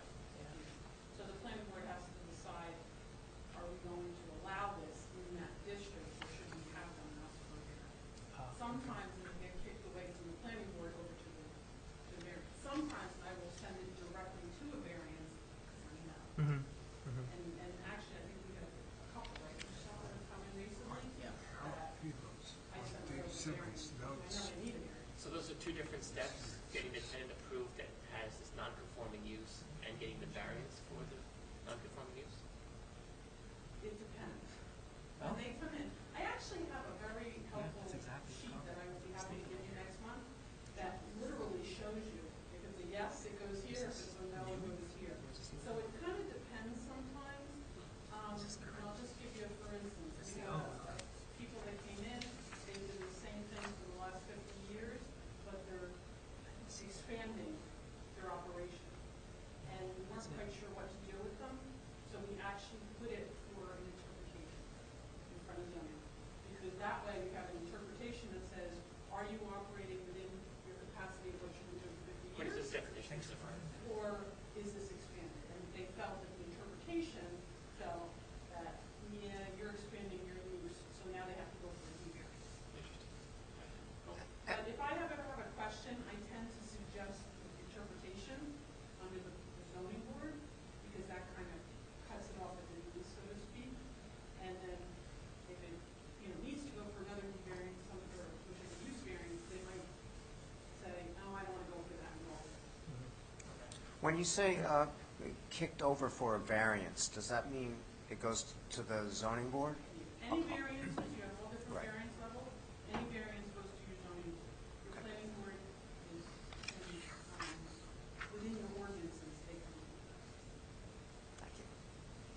Thank you very much. Chairman, also, I looked up 7/15/2020, and it does say Dr. Parker made a motion to memorialize the resolution granting preliminary and final site plan and related variances to 6 Aaron Way LLC, at the time number 680, relating to block 16003, lot 3 and 4, located in the EB zone, and decided on June 3rd, 2020. And then they seconded, and then everybody voted yes. So apparently the site plan and related variances were back then. Right, but that doesn't relate to the solvents and Correct. and That's the probably the just tenants the that were, building itself. Yeah, and that just was, the building. So we know that it was extended in terms of the stormwater impervious ground to 49.7% at that time, right? And there was another thing that they asked for at that time. yeah. Also, but that's in reference to that. This is a different issue, really, when having which tenants, and it's being used, it sounds like it's being proposed to go directly against what the ordinance was for the usage of that building, which says that we're not going to be having any type of hazardous materials Yeah. there, which clearly they have documented themselves as being very hazardous. Yeah. And as Dan points out with the auto shop, that was also a self-contained unit. And they went through meticulously, this is at the zoning board meeting, how they were gonna contain all the harmful chemicals and package them up, and what would happen if there was a spill, and that was not approved By one vote. by By one one vote. vote. We were on that. I was on that too, right? I remember Yes. that conversation, yeah. Now, Ted found, which I don't think was in our original packet, it must have come in just more recently, last week. Yeah, this is dated the April 18th. Yeah, the report from the engineer, Pello. So Simmons actually noted the same thing we just talked about, that note was in there, and that he Really? called it out in here, that's a concern, right? To talk about at the planning board meeting? Yep. For this application? Yeah, yeah. Literally states the whole note verbatim from here. Right, and So I that's think good. one of the things that we said at that meeting, the zoning meeting, where it was voted down by one vote, is that it's near the wellhead, and you can't start allowing these things, because once you do start, it's like going down a rabbit hole, Yeah. you know? So you have to, hold firm and find other businesses that are more environmentally friendly when you're talking about water resources and natural resources especially. Yeah, yeah. And the concern is, once you allow it, if they sell and it changes hands to another business, I think you've already allowed it for that property, so you can't go back later on and change it, right? Once it's approved for that property, like with Blue Sky, I think that was one of the issues, is that if they ever sold or new owners came in, you can't rely on their methods and processes to take care of it for sure, but you've already approved that spot, that site, so you're kind of locked in for good. Well, what do you think happens if this gets approved? Don't you think Blue Sky is going to resubmit its proposal and say you allowed them, this is even a bigger operation here, why did you, not allow us? They could conceivably, they really wanted to contest it, Yeah, yeah. I suppose, yeah. Suppose, yeah, Yeah. The door is wide open for everyone. yeah.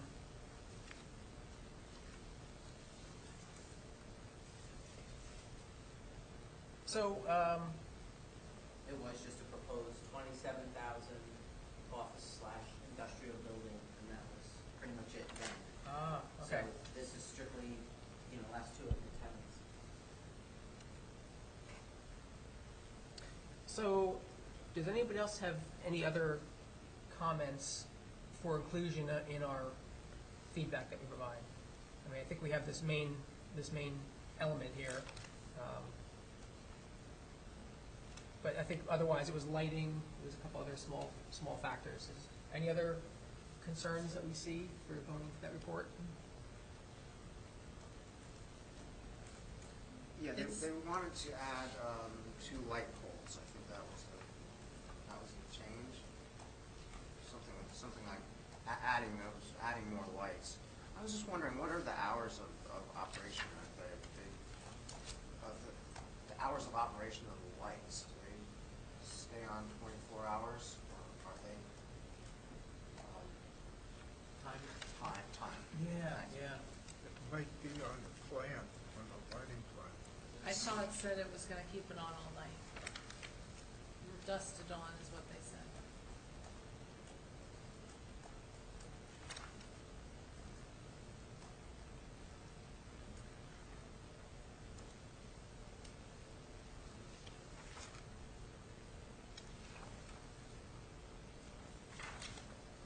So these are the outdoor lights that are going to be on dusk to dawn?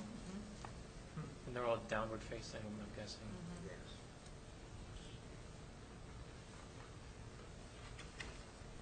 How do we feel about lights being on all night long? It's usually not a good idea. We don't like it.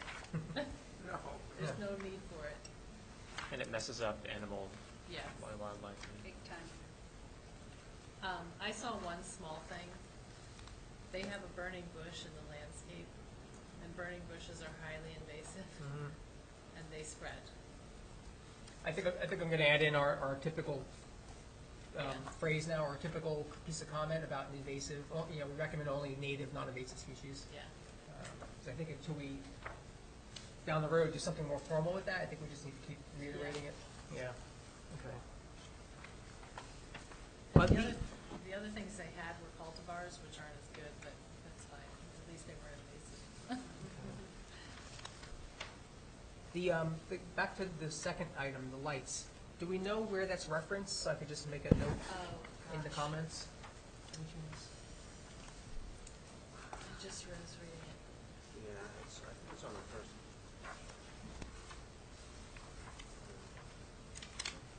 No, I saw it.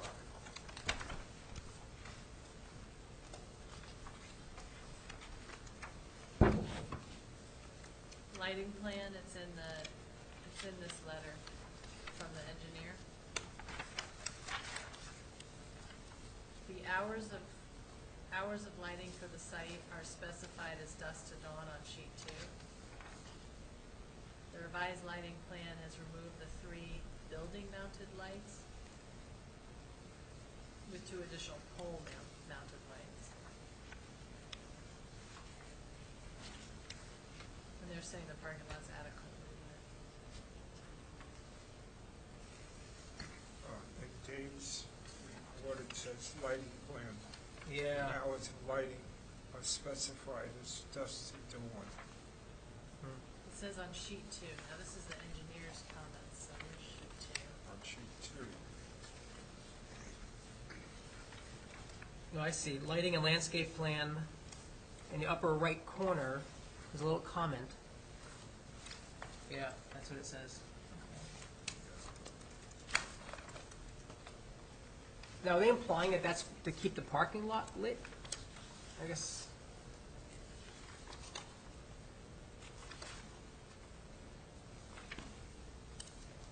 Is that a policy just so that you don't have, burgles? Or why would they need that to be lit? Yeah, I don't know. Security. Security. They don't want burgles. Prevents loitering too. Pardon me? It prevents loitering.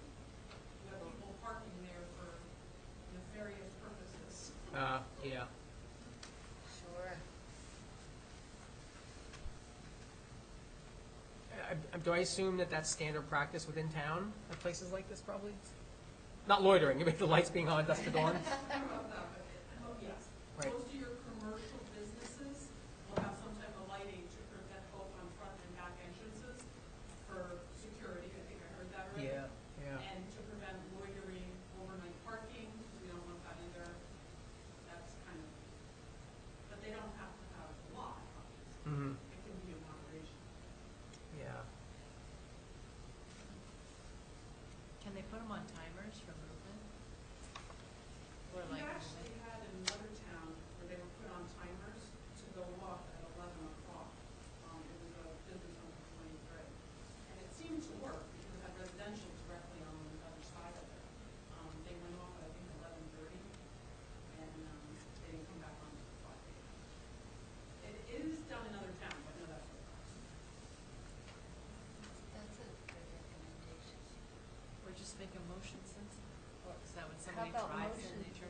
sensitive. You could still do nefarious things if you weren't moving around a lot. But you would get caught when you were going in and then caught when you were moving out. The ones that have the timers were directly next to a residential area. Cameron Way seems to be mostly industrial, so. Yes, they could. I guess my concern would be just the light pollution, just disruptive to nocturnal cycles of animals, that sort of thing. I'm sure there's a way to also reduce them, like dim them, as opposed to having them at full force all night, which is what they're worried about. I'm sure there's a way to dim them, because this company in 23, they dim them. It's also an energy use that isn't really necessary. Even though they're LEDs, they use energy.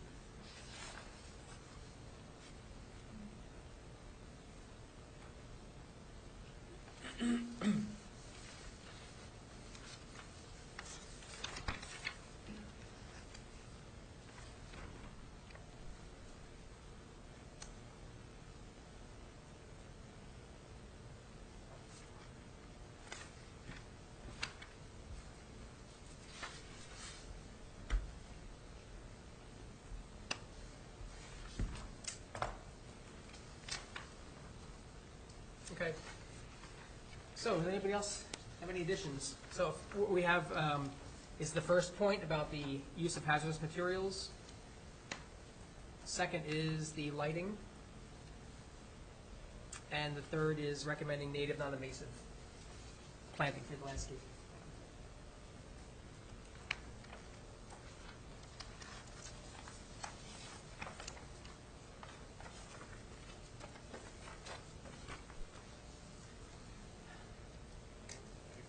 Going once? Going twice? Sounds good. Good. So if you come up with something in the next few days or so, or I'm not going to probably put this together tomorrow, so over the next 3 or 4 days, let me know. If it's something big, we'll try to discuss it at our next meeting. I would like to get something into them sooner than that, because I think our next meeting is right before the planning board meeting. So if you do think of anything urgent, we'll figure out the rest of it. But if not, we'll go with this. Okay, great comments. There's a whole bunch of copies here. I'm not sure whose or whose, or I have to put them all back together. Okay. So the closest you get them together. Okay. the better. We'll help you with that in a few minutes. Okay. Excellent. Okay, so we have a public comment open period here. Any other comments from our public? Okay. So we'll move on from that. Reports. Councilman, reports in your liaison role.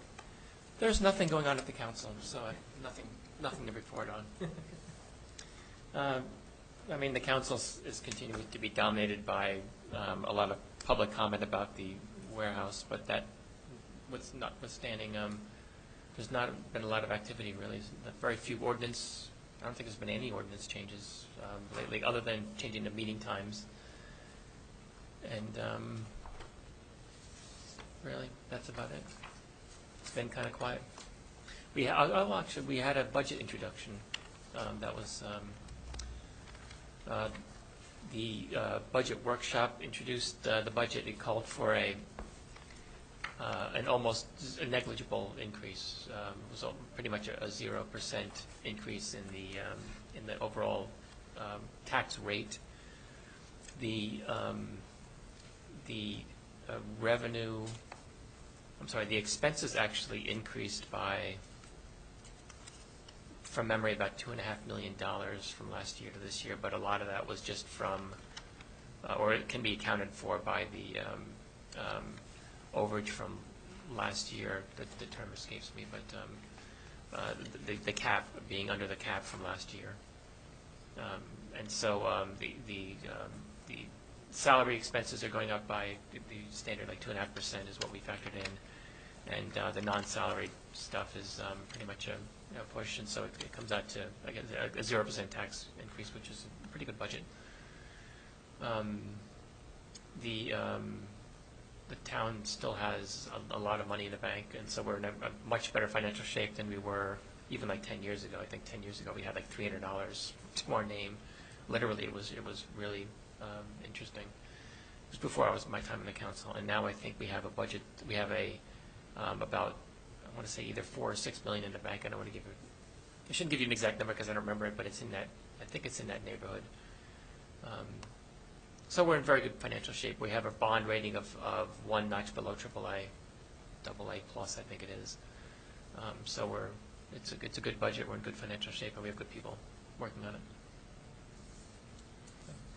Dan, Thanks. could you explain the situation with hiring an in-house engineer or an environmental engineer? Is there any more information from Tuesday's meeting regarding that at all? It is something that the town manager runs the town. It's his discretion, and the town manager is considering that. We definitely have the budget for it. In fact, the CFO did note that the hiring of an in-house person would save the town money. Now, it's probably important to know that in a normal, I don't know if normal is the right word. Even if we had, and I think at one point we had 2 full-time engineers, but when I was first elected, we had one. But it would be, I'll use the word normal, for a person to handle the garden variety stuff, and then if you get something that requires more expertise, you go out and you get an expert. Something that, I don't know, I'm going to make it up, a dam. So we have to fix a dam, and our in-house engineer is good with your day-to-day stuff, a septic system, or road maintenance or whatever. But dam might be out of his or her wheelhouse, and so you'll go out to an expert for that engineering work. And so we would never be 100% in-house, is what I'm trying to say. We would always have experts on call, or we would contract out with. But right now we contract out with even the garden variety stuff, and that's expensive. So. Yes, so that is being considered. Dan, I know in the thinking around an environmental engineer or consultant on some of these cases where the town needs expert advice, the idea has been floated by a number of people, that if we're going to select one, that we should go to a source that knows which ones are the good ones and which ones are objective, which ones might best suit the town. Mm-hmm. So whether that's getting guidance from us, Environmental Commission, or from some of the nonprofits like Highlands Coalition, or somebody that is actually out there and done this for a long time that knows who to recommend. What's our channel? Is it you mentioning it in the council meeting? Is there some other way to get that into the thought process? I think I guess maybe the blunt answer is I don't know, but if the need arises, and so. We are factoring into the budget, at least to my knowledge, the ability for us to go call on an environmental engineering expert if we need one. So if the situation in Aaron Way calls for an expert, we could have that at our disposal if we needed to. Now, how do we find this expert? If we go to experts.com or something? No, I think we can ask for probably recommendations, as Dean said, from conservation organizations who have dealt with hydrologists in the past, or environmental specialists, and maybe have a ready list to submit to the town manager. So same thing differently. You would engage this person at the start of have a contract with this person, because you're not going to go out and find one when you need one, because that's probably impractical. It's probably going to take you a couple of months to actually find one, engage one, write a contract, get the contract approved, get the council to approve it. So you would probably have that at the start of the year, and so it's at that selection point where you would, as you then, to pick up what you were saying, have somebody that's been vetted by a group that we trust. So yeah.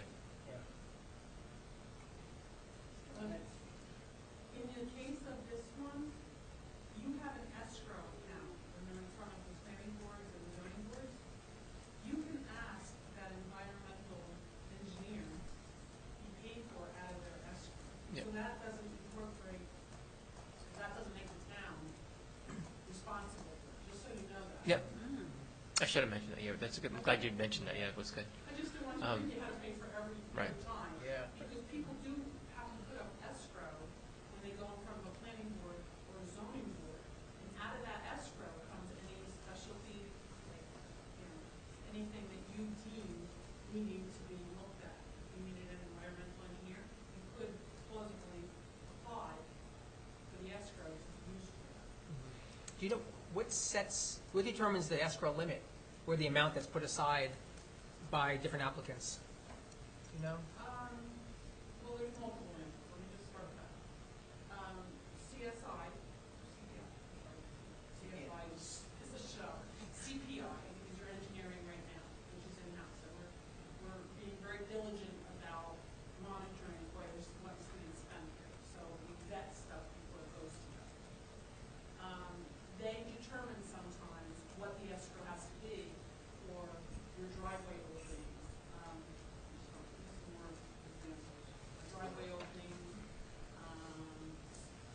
the gas lines going in, that kind of stuff. They determine what the escrow should be for those type of things. The escrows for the planning board and the escrows for the zoning board are usually determined on a case-by-case basis. How many variances you're applying for. So let's say in the case of the window place, we're applying for 3 variances. They would pay, I think it's $500, right? Our fee schedule is listed, but I think it's $500, don't quote me exactly, for each variance. So that's how the escrow is determined for them. And sometimes we do ask for more escrow, because obviously you need other things to be determined before you can go on and whatever you vote. Thanks. Is this for building proposals also? For planning, For both planning and zoning get escrows with applications. Okay, It's so mandatory. if They you were have an going to application. put in like a building or a warehouse, there would be money in escrow there that we could draw upon to hire an environmental engineer? You have to have it approved, but yes. There is an escrow account established for all of those, for each one in front of the planning and zoning. Who determines that approval? Sorry to keep peppering you with questions, but is that the town manager? Is that the zoning or planning board? No, town manager doesn't have anything to do with that. It's just a fee schedule If that we must have have a been fee set in the schedule. ordinance. Oh, sorry, I meant who and how you can access it once it's collected. So in the case where we have an escrow now and there's an active application, if we wanted to actually say to the zoning or planning board, we think it makes sense to get an extra look at this, who makes that decision? Is that the actual Planning board would be the one. planning board? You're recommending it, the planning board would make the final decision, Okay. because obviously they control the escrow. The escrow account per se, if you want to know how much is in it, is controlled by the CFO. He keeps, Mr. Rome, he keeps the track of all of it. And once a month, our Diana is our planning board secretary. She gets an accounting once a month to reconcile her records with his records. Okay. And this is public information, so I can walk in to the CFO office here and I can say, how much money is in escrow for such and such project? You have to fill out an overall Yeah, request. you probably You have to fill out the OPRA. request, but it is considered public information once you go through the process as far as I know. Okay. Maybe we'll, yeah, sorry. Sorry, that raises another question that I've had, specifically for the diamond chip. Yes, yes. At the planning board's next meeting, they're going to present their traffic study, I believe, first. And then if they get to it, the environmental impact study. Do we have to have, if we or anybody else wanted to have an environmental expert cross-examine them, do they have to do that at this upcoming planning board meeting? I don't know the answer to that one because I don't know how it's set up for the next couple of months. We do have a schedule, obviously, and you have to be on that schedule because of the noticing and stuff. You have to be scheduled to be in the slot, and it has to be noticed. You would have to talk to them about that directly. I don't know what their process is. We wouldn't necessarily cross-examine. I think that in terms of the scope of this commission, in hindsight, we could have, because we already provided our comments, but in hindsight, we could have said, you know, this is big, and maybe we have this concern, and this concern sits beyond our collective expertise. And so in order for us to give you good comments, we need an expert to evaluate and probably narrow the scope of this expertise, of the expert evaluation. So I want you to specifically look at proximity to this or aquifer impact or something like that. And then we would probably make a formal request of the planning board to say, you know, for us to give you decent comment, we would like the expertise, and so we need some money from your budget to, please give us somebody to hire somebody. I mean, I think it would go something like that. Yeah. Probably have to do a written request. Yeah. And they can adjourn to the next meeting too, don't forget. If you request something, and they don't have enough time to do it, you can adjourn. So I don't know if your point is, you know, I don't know if that ship has sailed is what I'm trying to say. I'm guessing that if we already provided our comments to it, we provided our comments, and, but if you want to, if you're suggesting we could, this commissioner wants to pursue that, I would talk to the planning board attorney. I think I mentioned last meeting too that once we hear the testimony at the planning board meeting from the applicant around environmental issues, at that point I think we can collect some more comments and thoughts and concerns and send that to the planning board. It may not be part of our official initial report, but we could provide other, because we keep hearing, and it's so important to listen to the hearing, you know, listen to what they're going to say, and we did everything we could based on what we read and our sources and research.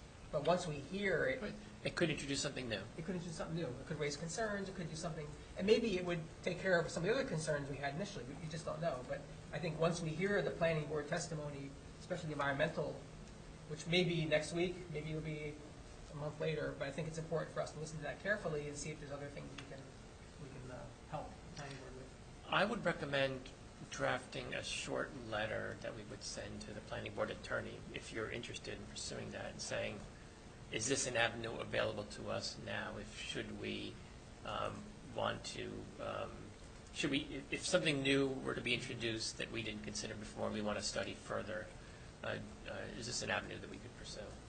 I think that one might, if you're interested in doing that, I think the next thing would be to write a short query of the attorneys and then writing and see what the planning board attorney says. Dan, you're referring to us perhaps later on suggesting that we need an outside expert. Right, so not just that we want to provide our own feedback. Right, to be more specific, if what you're suggesting is that we hear that the Environmental Commission is made aware of something in the oral testimony of the expert from the applicant that raises a question or environmental question or concern that the Environmental Commission wants to study more, and the Environmental Commission wishes to then hire an expert to do that study mooring, that you would say, dear Mr. Town Planner or Township, Planning Board Attorney, if this condition were to arise, could we then avail ourselves of the money from that escrow account to go hire an expertise and pursue that? Yeah, it's good to consider in case we hear something, you know, just to set the stage that maybe we want some outside expertise from an environmental standpoint to make sure that, you know, what the applicant's environmental consulting firm says, you know, could be questioned. Yeah, as you say that our concerns could be, what would you call it, assuaged, you know, or something new could come up. And this could be both from the traffic study, which of course involves air pollution quite a bit, and also, you know, solid waste or liquid waste on impervious surfaces, and you know, it could come from the environmental impact statement that was done from Michael Green, the building presenter. And I think you mentioned, was it Donna? Debbie, it was my second guess. Sorry. Actually, could I just pause for a second? Just so everybody, I'm not sure if you met everyone. Michelle, could you just a quick intro so we all know who Debbie is? So this is Deborah Farr. She's retired, but as you know, people don't retire. So we needed, obviously, the need of somebody who has her education, experience, and been able to sign a zoning application for sure. But she is now overseeing the office, and so she is our new zoning, I'm just your zoning officer. zoning officer. But she is to help with the, as you know, we're all new there. We have a new code enforcement officer. But Deb is also here because either her and I are going to be sharing, or she might be doing some of these meetings. Because it's a lot. There are 3 boards. She does the EDC now, which is during the hours. Then we have this board. I also have an assessment commission. So she came tonight so that we can, introduce her. And I think it helps too. Michelle is good with our paperwork and she keeps our office humming. But for the most part, the process is where I come in and signing off. So sometimes I have a little bit more knowledge and they thought it might be helpful to have me here to ask questions about certain tax applications. No, I appreciate your time today. Yeah. You're welcome. To help Yeah. us. And Neil mentioned to me that you might be stopping by, so I'm glad to have met you. But I think you also said, I did work in, just not to interrupt you, but I did work That's in fine. Lafayette and Franklin for 2 years. Lafayette lost a zoning officer. I helped them out for, I said 4 months, and it ended up being 6 months. And then I worked in Franklin for 2 years. So then, oh, excellent, thanks. So I think you said that if this were to happen, the situation I laid out, that would pause the process on the planning board side for us to have enough time to go out and solicit and get somebody and do the study and come back and. you could, obviously it's up to them what they Sure. do or do not do. My suggestion would be if you're going to write the letter to the lawyer, we actually correlate so that when he gets paid monthly, he has to tell us, like, he's answering emails and stuff. We have to sign off that yes, he did that. Obviously, CC, Diana, and who's the planning board chair? Andrew? Yes, Andrew Rayner. Okay. Drew Rayner, yeah. Make sure he goes, just for situational Sure. awareness. You absolutely should, yes. And then, see what they say. Great, thank you. Yeah, that's an excellent avenue. Yeah. I've been kind of surveying the different townships in the Pollenskill watershed because I have a retired job as the Pollenskill watershed coordinator. And this township is very exceptional in having not only a full environmental commission, but a environmental commission. Plus, we meet, twice a month, the second and fourth Thursdays. Most of the townships do not have environmental commissions. They do not, and unfortunately, the way society is going, they really should. The other 2 towns did not. I did commend you, and Michelle and I have actually talked about this at length, because the other towns I was in, Highlands, you've actually adopted the Highlands, and even though it adds, as I say, another level of hell to our paperwork, it's a good vetting system, and it needs to be implemented. Sometimes people can get upset, but once we explain why you've implemented it by ordinance, they're a little bit more receptive to having to go through the extra step. I like to say Sparta, and I've been in real estate for 25 years, and I'm up to the broker board, so I've done it for a while, so it kind of dovetails with doing I know the real estate side of it. So it kind of dovetails with the zoning part of it. But I have to tell you, Sparta is the jewel in the crown. I like to say that, and I'm not kidding, because you keep your housing. Everybody wants to move to Sparta, everybody. You keep your housing market is very good. You keep up the pricing. Everybody that comes to Sparta likes living here. I've yet to hear anybody that doesn't like living here. Maybe the time. That's the big out. You've got quite a variety of stuff. So whatever you're doing right, in my opinion. And it's just my opinion. But I do hear very good feedback from the residents. You know what's weird to about know. Sparta that I've noticed? That a lot of people that move to other houses in Sparta. I've seen that so many times, and I'm like, that's just kind of weird. I do not do real estate in Sparta. I'm more in Franklin. I've always been in Franklin. Now that I work here, I don't do any real estate.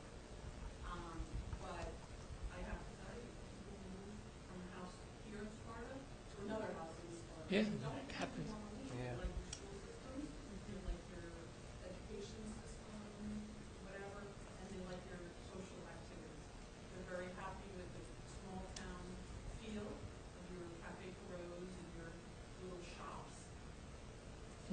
Well, it's important that we protect our natural resources, so people trying to have a keep reason it to that way stay for here. everyone. Yeah. But- I'm gonna move us on, folks, just because I don't want it to get too late and we have a bunch of items still, just to keep us a little bit more on track again. So if we can just go a little forward. Ted, I think we're up to your report from the planning board liaison role. You know, the planning board had a meeting on April 6th, and it was a continuation from the March meeting, and it was almost all open to the public. And the public, they started out with the meeting should be at the zoning board rather than the planning board. But that was overruled by legal. And then they came up with, is it going to be a warehouse that Diamond wants to put up, or is it going to be a truck terminal? Of course, the town approved the warehouse, but I don't think they approved the truck terminal. Yeah. Right? So they were arguing that. And then also they brought up the additional traffic that was going to be produced by the warehouse. And that's pretty much what went on all night, the three different things. And it's been continued for our next meeting. Which is next Wednesday, I believe, right? Next Yeah. Wednesday. Wow, So Okay. that was it. put that on my calendar. Thank you, Yeah. Ted. Okay, let's go on to the next agenda item, unfinished business. So we have four items on here. I don't think they'll take too long, but one or two of them may. So let's start with the first one, the clean fill ordinance topic that we talked about last meeting for the first time, that Christine had brought up. And I know there was two samples circulated, one from the DEP and one from Wattage. I know there's a question out there whether ANJAC, actually we could have asked Alex, if there's an ANJAC template. She doesn't know of For one, clean, but okay. I'll follow through with her. Okay, Yeah. so what else, So I'd like to submit another, it's called the Soil and Soil Removal Ordinance that was adopted by Frankfurt that I found. And I think it might be an interesting comparison between the one that I originally submitted that was kind of a generic one that was recommended. I think it was actually recommended by NJDEP as just a model. And then we got the other one, Wantage, which is a very rural. And just kind of comparing both of them, I was noticing that the amounts of fill really went up more in the rural areas. Like you didn't really have to have it tested until you had like 10 cubic feet more, you know, so it was adjusted for the township compared to this model ordinance. But this is a little closer in Frankfurt, and it would be interesting for us to perhaps take a gander at what they came up with. You know, because ultimately what we're trying to do is to find one that would suit Sparta, which is, you know, is a little bit more suburban, you know, but a big area. yeah. So I'd like to give that to you. Yep. I'll scan some. Thank you, Michelle. So I'm trying to think of the process here. So last meeting, we agreed that we're looking into this. I think, Dan, at the council meeting, I think you kind of floated the idea that we're looking at this and it's a possibility something might come down the pike. So from a process standpoint, I mean, do we Well, I take it on did, ourselves? let me, before you do that, I was pretty sure that the state had passed something at the state level, and I just asked Mr. Google, and Mr. Google said that the state did pass a dirty dirt legislation on January 21st, 2020. So obviously anything that the state passes will supersede anything at the municipal level. I believe the municipal level can be more strict than what's the state level, but I think it would behoove us to reconcile the two to see if there's something covered. Because I know Wantage passed theirs before the state did. I don't know about Franklin or anything else, but we should see what's in place at the state level first before we try to recommend anything, I think. I think that's a good idea. But I also think that when you have a municipal ordinance, it might be a little bit, we're going to be more careful and know what is coming in and out of our township. But if it's a statewide ordinance, we wouldn't be aware as much of what's going on in property, and we may run into, heaven forbid, the situation that Blairstown has run into with illegal dumping all over Blairstown and the Knowlton and even down into the Hope area with really badly contaminated soil, and this is just in the recent few years. So I'm trying to think of the steps forward for this, because I think we're all concerned about it. And it sounds like we have a couple steps, right? One, we think we have a number of samples already now. We have 3 or 4 examples maybe. Maybe it's take a look at those, look at the state, and come up with something that we want to combine, customize a little bit, and I guess send that as, Dan, our starting example to propose it to the... You're suggesting that whatever the state has is not strict enough, right? So I think you could look at the state thing and say, no, the state law is fine, right? But we wouldn't Maybe it's know, enforcement. because when somebody comes in and brings fill into the municipality, we might not know what's going on with the fill. Well, if it's from the state, according to, I just gave it a quick look of the state, you have, if you're a fill company, you've got to register and meet certain, yeah. They're supposed to provide a form to the homeowner that the fill has been Yep. tested and clean. So the state has, so the companies have to register, and then they need to test, and again, the result of the test will go into the certificate that says, yeah, this is clean dirt. And I see that there's a registration on here that companies that engage in fill have to apply with the state, so the state's tracking it. They register that with the municipality? I think with the Do you know what Upper Delaware Soil Conservation is? Okay, that's your state law. They have no real bite to their legislation, but anytime there's more than 2,000 square foot of dirt to be moved, they have to be involved. It's a $45 fee, and they make us actually, the town, the homeowner has to go and fill out the form and bring it to us. And when Michelle takes the forms in at the desk, she has to make sure that whatever they're doing, if it's an addition or it's a large pool, and we have some very large pools going in, they have to have that form that says they're moving this much dirt and they're monitoring it. I guess I'm wondering if the existing rules are apply to commercial as well as residential. It sounds like there's a lot of focus on residential, and I think maybe the commercial side might need... Upper Delaware is both. It's both? Okay. I would recommend an ordinance, so you Yeah. have it on the books. You can always be stricter than the state. Yeah, You can't be less lenient than the state. yeah. But we do have oversight from Upper Delaware, which we have to, Michelle's always handing out the form. You've got to fill this out first. And so we do have oversight here too. It's the people that bring it in clandestine that is the problem. Not necessarily the true homeowner that really wants to do the right thing and does the right thing. It's the ones who truck it in that we don't know about and get catch in the middle. Literally, and figuratively. What is Upper Delaware? It's Upper Delaware Soil Conservation.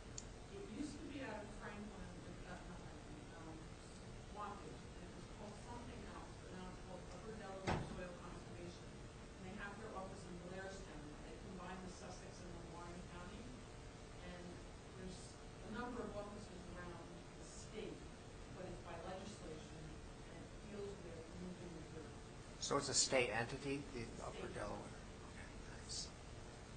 They might have a recommended ordinance at the municipal level if we wanted to go that way. You could try. I know Sandy is their manager. I'm not quite sure what the last name is. You might ask her. And a lot of the applications that come in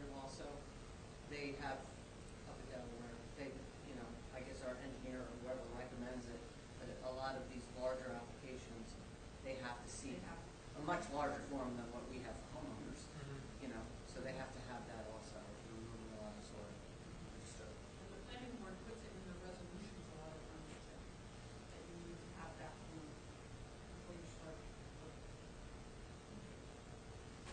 But what you're talking about is removing only. Removing it. Disturbance, it's called soil disturbance.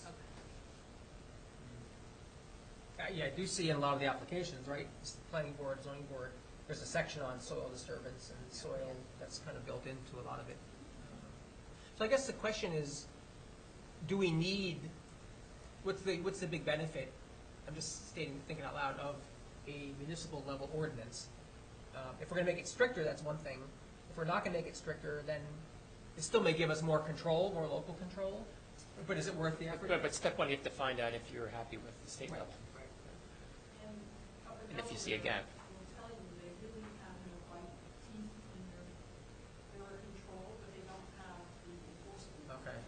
So from the town level, you have the enforcement. Mm-hmm. You could take it to court, you could fine them. The state does, but they have to go through some backwards. You have to ask them directly. But the town, the manager of that office has admitted that there's no teeth in their bill.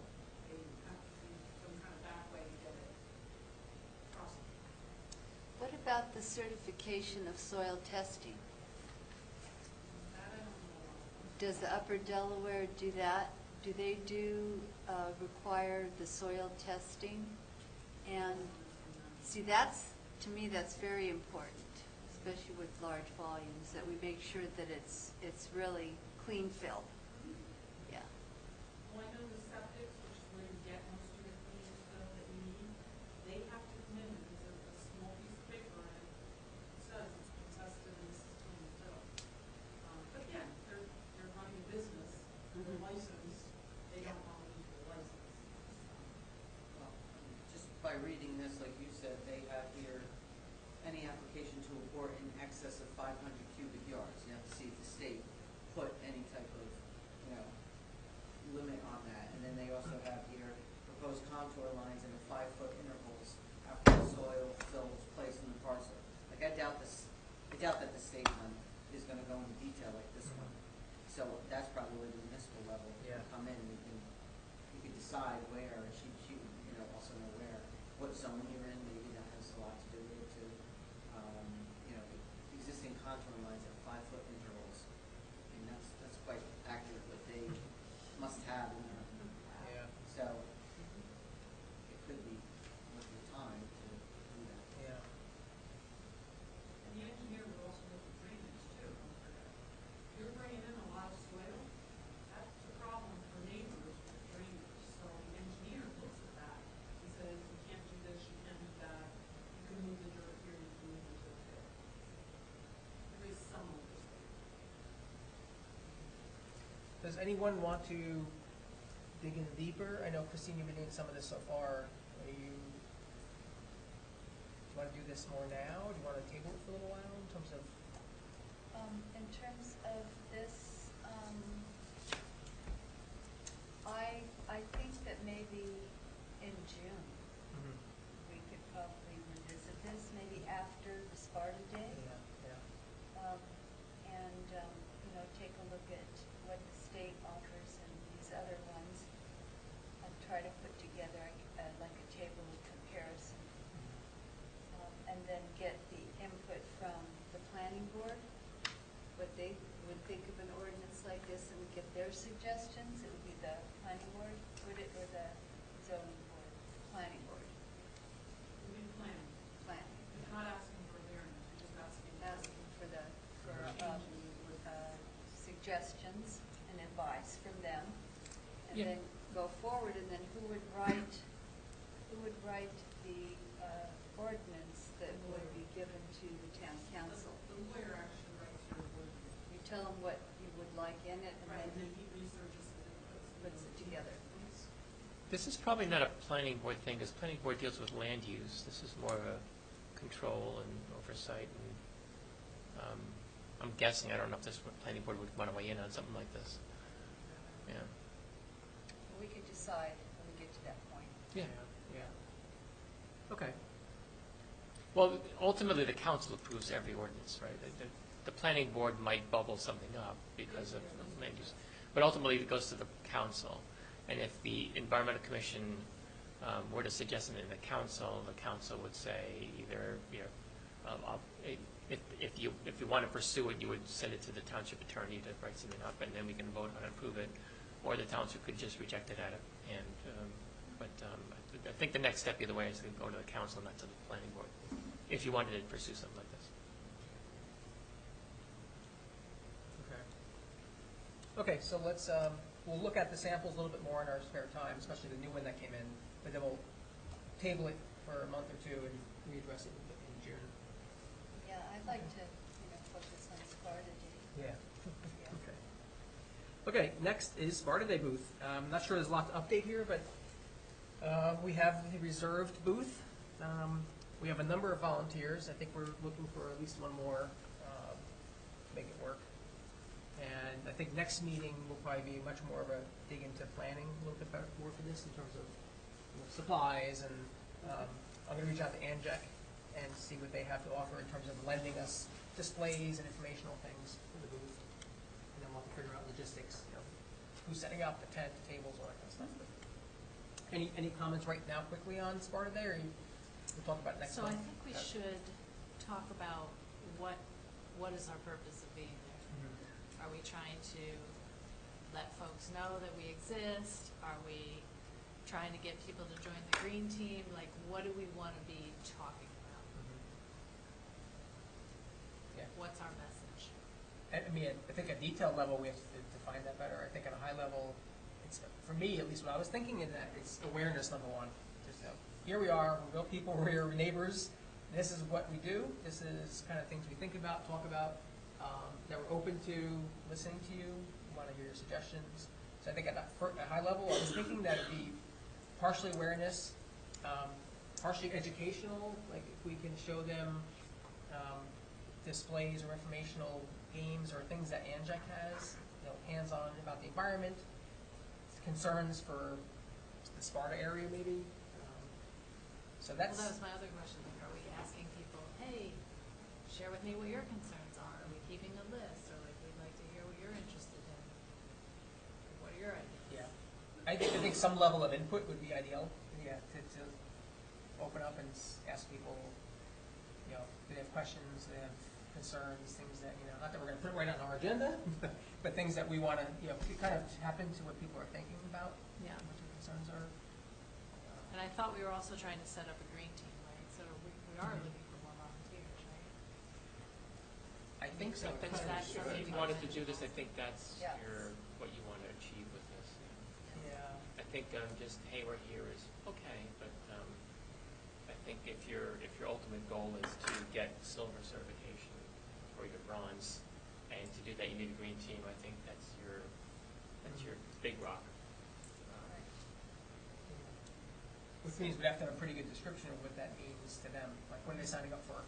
We're asking people to be on the green team. Are we going to have things for you to do? What does that mean for people? Do you have a brochure for your thing? Of course not. Not yet. Well, that was my other thought too, is like, I would love to have like, here's the, the scan codes, here's the scan code if you want more information about us, or here's the scan code if you want to Maybe we do it. go see what Anjek is. Yeah. Okay. Or like some kind of, like, I don't want to make more waste. Certainly don't want to do that. Michelle actually found some stuff on the computer. Did you send it to her about what we found on our ordinance? Yeah. Did you send that? Yes, right? About the ordinance, on what your goals are and stuff? Yeah. Well, Yeah, but they came up a couple of months ago. yeah. Yeah. If you like that, this is what we made up for the EDC. And this was for the Sparta business owners on how to get a business in Sparta and what the process is, and you're welcome to take this. And the other one was know the process on how to get through different things and what you have to do and the people who are involved in it. Making a trifold for your booth might not be a bad idea, and then at least what to know about your environmental commission. We'd be happy to do that in the zoning office. There's a table in the hall. There's a table out in the hall. We have them in our office, and if someone comes in, we hand them out. And we actually gave them to the EDC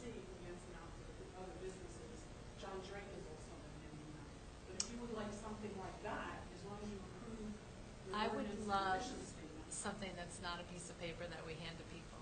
I would love, like, walk up to the booth and you scan it, and, you know, the scan code things, and then it pulls up on their phone, oh, here's what's all about us, or it takes you to the website. Yeah, you can, that's easy. You can get a QR code, you could put it on a Yeah. poster or something, and people can just. Yeah. Mhm. There's free online, you just create a scan code to this website. Which ways to do that? But where would it That would be send my them? preference, I don't know what Yeah. else. And it would go where? To You'd the, have it, to the environmental commission page at the township? yeah, Which is we a have that. which is a nice, Yeah. page. Yeah. That's where it would go.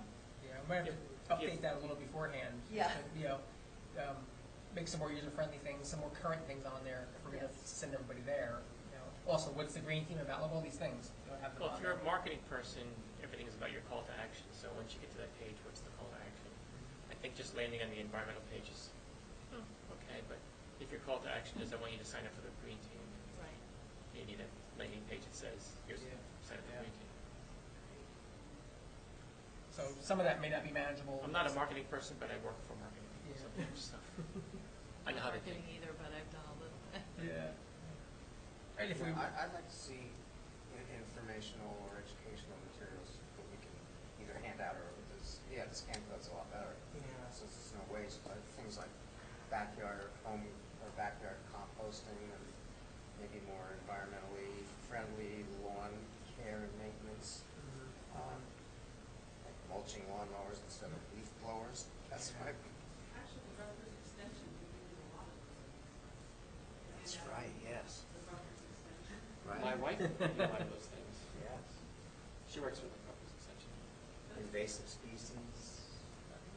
Yeah, that But was again, gonna be if your my call to suggestion. action is your. How to kill the Japanese knotweed without poison. But if your call to action is, I want you to sign up for the green team, that's gotta be your. see, I'm not sure it is. I'm going back and forth. I'm not sure that's our main and only or top priority that we're so focused on. It's just the green team because we think we need to do that eventually. If we need to do something to get sustainable Jersey in place, we can get a green team together fairly easily. Well, we have one Yeah. already. Right. We already in a have sense, one. we do. On paper. Yeah. But to build on that and to have people to do volunteer things like help maintain a rain garden or pollinator garden or help build one, things like, if you look at what other committees and green teams do, that's the kinds of things that some of them do. So I think that would be helpful in everything we do. Yeah, I agree. I'm wondering, though, I don't want to sacrifice some of the other things too, of being in Sparta Day. You know, Right, I think we should Not just having pick, it be sold, like to discourage all the other right, handing we out should- information about Right. other topics. And but we don't want to overwhelm people either. It should be like 2 or 3 things. What is our focus? yeah. Yes, we're here, that's nice. But like, what else am I gonna say to people? Well, I think that we need to look at this list that Neil sent us, all He this just great sent that. information Check out my mom. about Sure. sustainable New Jersey, right? You sent us all this information Yes, well, about projects we could do and also information about projects we had done, I believe. all the There actions. was one, all the actions we had Yes. already done. And then before Sparta Day, ask people to join and tell them what our goals for this year are, or for what a certain time frame. What is a year for us? Is it a calendar year, or is it a fiscal year? For sustainable Jersey, For us, we're calendar year. we're a calendar year, okay, so. Sustainable for- Jersey is different. Different, yeah. They have different deadlines for submissions. So for that calendar, what are our goals? And we can choose amongst us a few things, decide what we would like to achieve. And that's our draw. That's your hook to get people engaged and coming to meetings and on the green team. It's having the projects that they're interested in. Now, should we decide that, or should we get that from a list of interested people, that sign up and what are their concerns? I think we need to decide that, actually. But we also need to find out at the same time, you know, when they sign up, that they could be interested what they're concerned about too.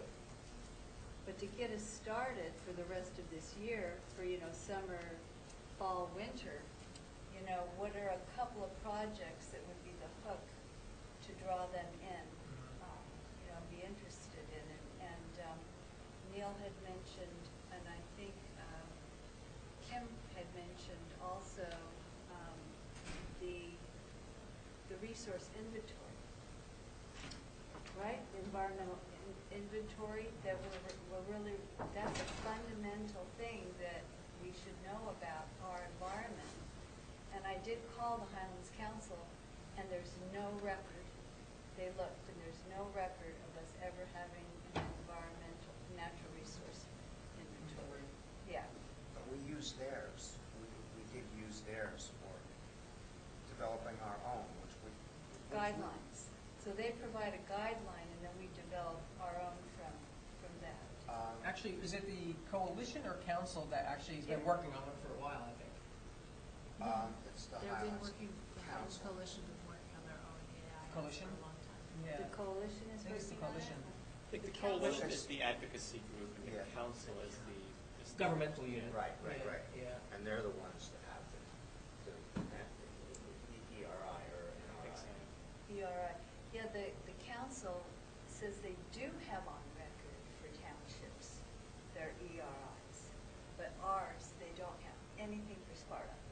It's on Sustainable Jersey. One of those entities was doing it for the whole Highlands region, and the message that I got is that eventually that's what, if you're in the Highlands region, you can use that and you don't have to do your own. That's what I heard. I don't know if it's council or coalition now. I know what the difference is, I'm not sure who's No. doing It's it. probably the That is how we coalition. got that, the points for that, Okay. that action. I think it's the National Resource Indicator, or Inventory. inventory, or it's the same as environmental resource, the ERI, NRI, same thing. But they're supposed to be updated every 10 years, I believe, and the Highlands inventory hasn't been updated in more than 10 years, so I don't know how we can. I mean, we're confused about this discussion. I think it's way too deep for Sparta Day. Right. Can we just, like, Right. we're here, we're looking for additional people to help us out. It's called the Green Team. If you're interested, sign this piece of paper. Here's a scan code, go check us out. Can we have like 3 quick points? Oh, and by the way, we also have some pamphlets over here if you're interested. Like, do you want to know about what invasive plants are? Here, look at these. Do you want to know, like, because this whole thing is so complicated. It's complicated. And we can't even, like, Yeah. figure it out ourselves. I think it's way too much to discuss at Sparta Day. Yeah. If anything at Sparta Day, it's got to be a specific small task. Yeah. You know, like rain garden or like something, you know, we need to Yeah. go do this, we need to go do that. It's like very concrete, small, simple. Exactly. And you're Yeah. only going to get the person for like, what, 2 or 3 minutes? Yeah. Yeah.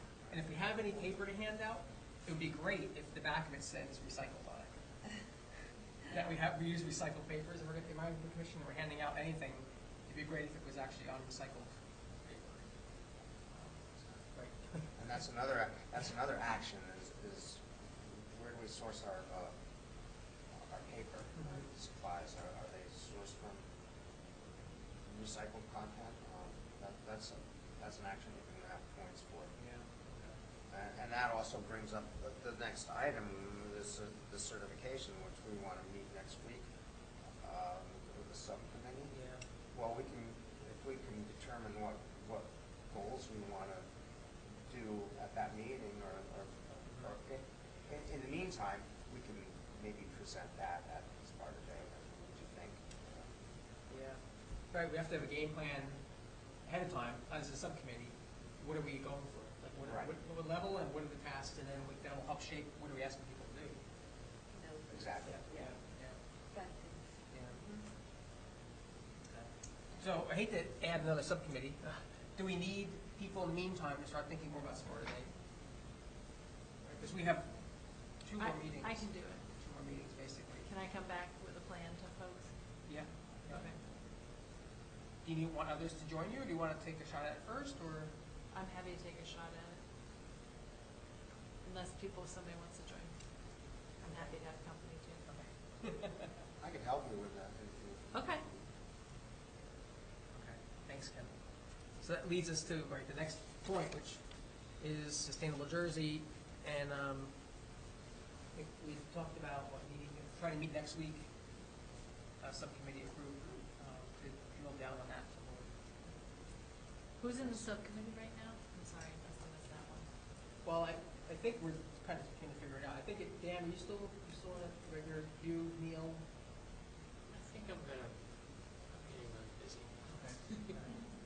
Well, we can tap into you for Sure. historical stuff from last time. Okay. So I'll be in it with you. And at some point, we'll probably need, like, to have a meeting during the day, Michelle, so you can join us if you have time. We can figure out a time where it's convenient, just because of all the records and all the history and just all that.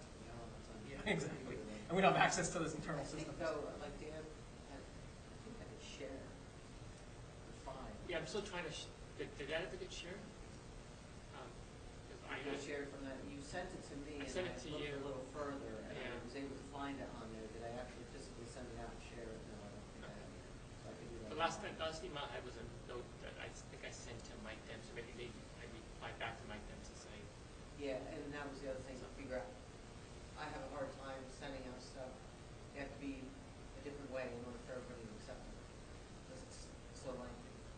But I have a feeling the way that you had done it, but that was through .net, so I gotta make sure that, you know what I mean? It's like, well, at that time Janice put it on a file share, Yeah. that we all could, I found the file, yeah, that file the share. council could use.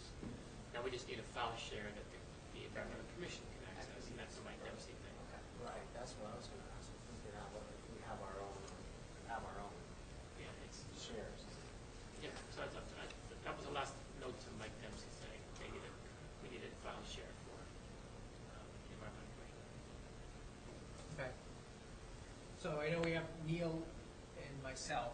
If one other person wants to join in and help out with Sustainable Jersey, we can do that. So that'd be three still, so we're not a quorum. I'll help them. Chris, last time you said it. Okay, good. Yes. Okay, and we'll try to get to that together next week. That'd be great. Sure. Dig We're into not more details. violating any type of a sunshine law or anything? No, As long as it's 3 or less. as long as it's three or less.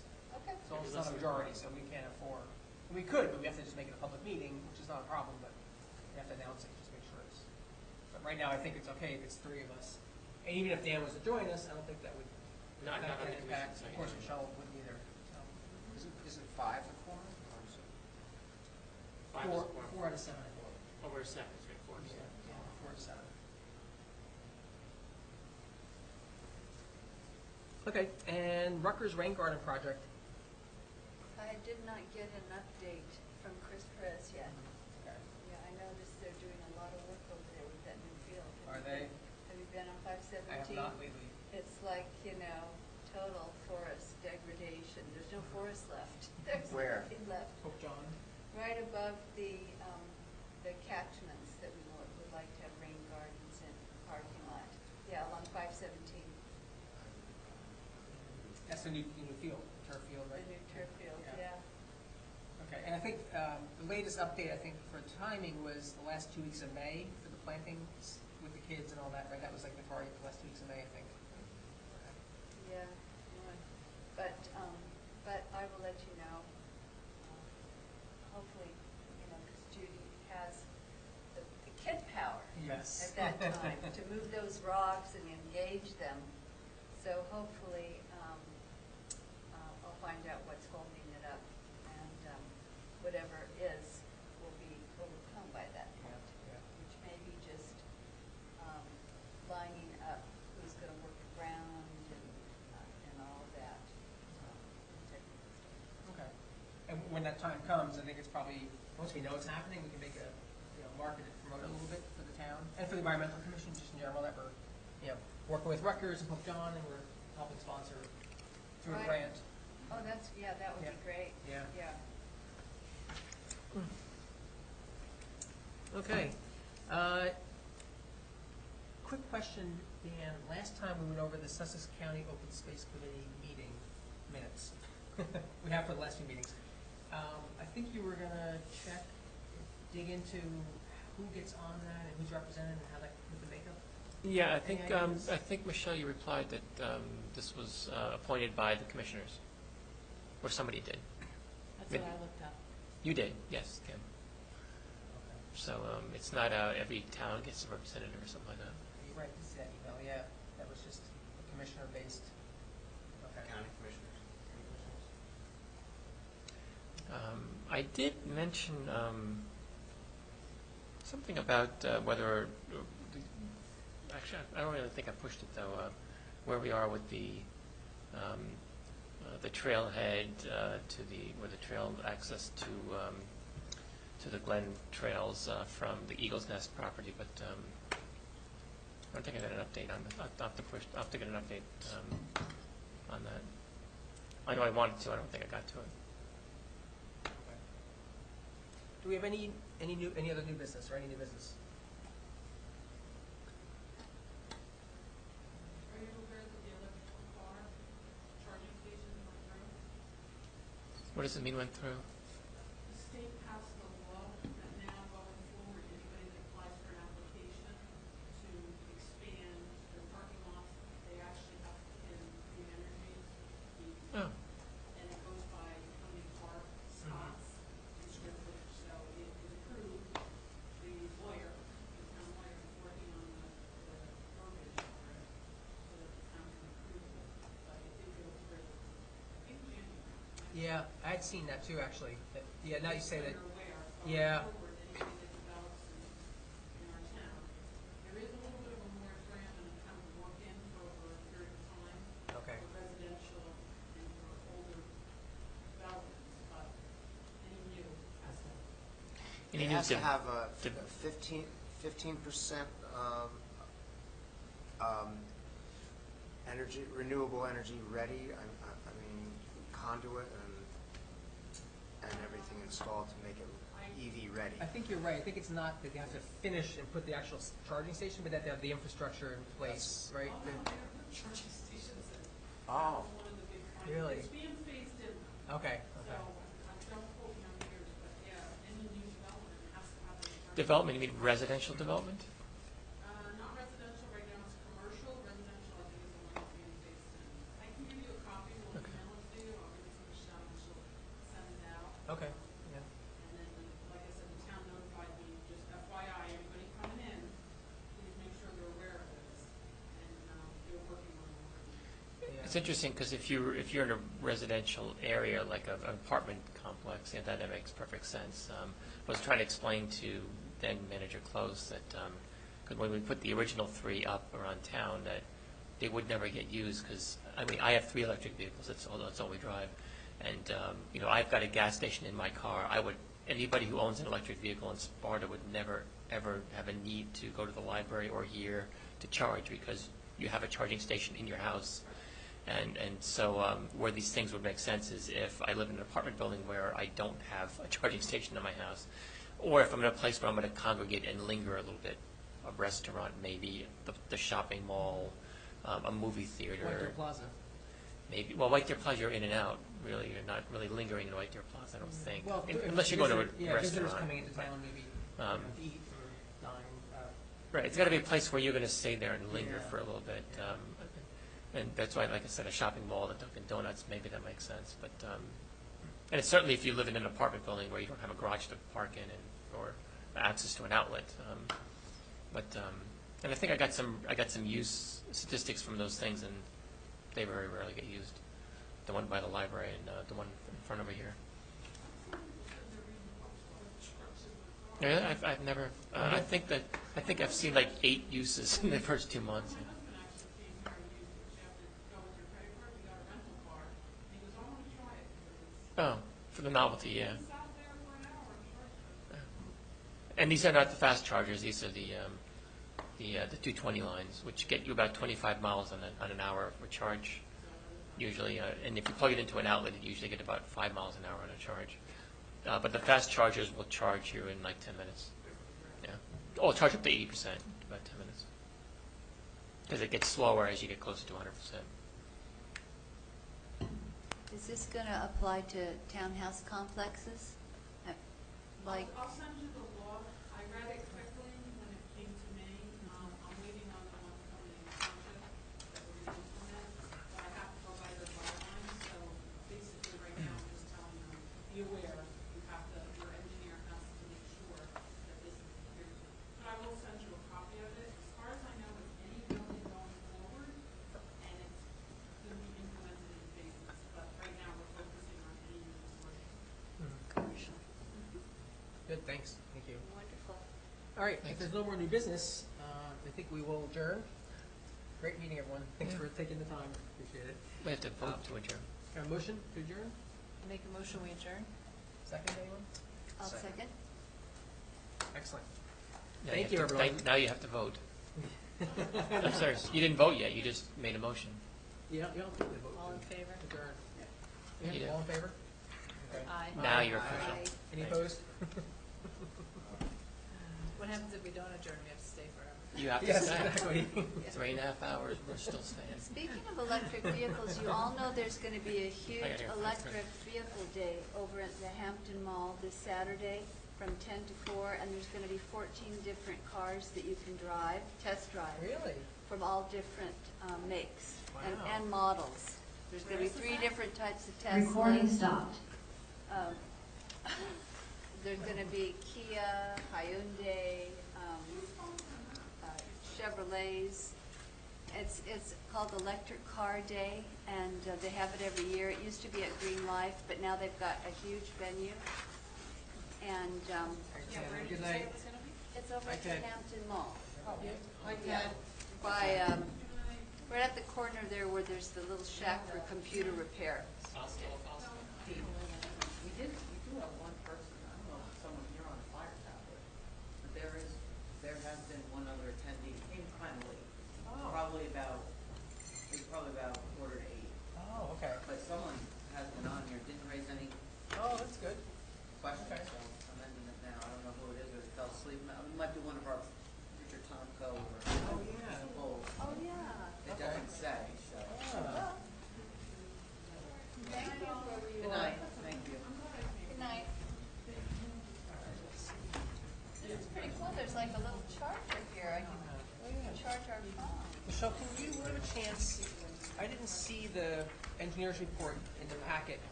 Oh. We got, it was a few weeks ago, I think this came after it. Oh, I can scan and send that. Yeah, I have to put these together as best as possible, because these are, I asked Diana, these are the actual planning board members. Oh, okay. So, I mean, I have a bunch back there that I can make sure that I put it back together, but as long as I get all the paper, that'll be all. Yeah.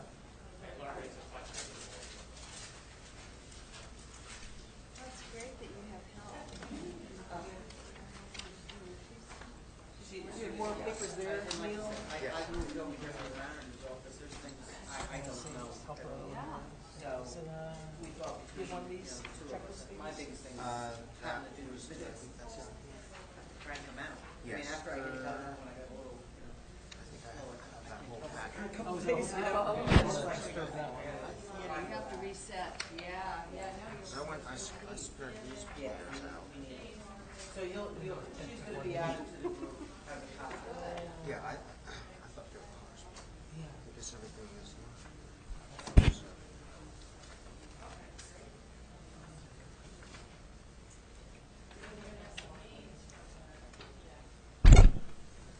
Is that one containing the packet? Separate. This was all with one of the EIS. Oh, okay. Both of us. How did you-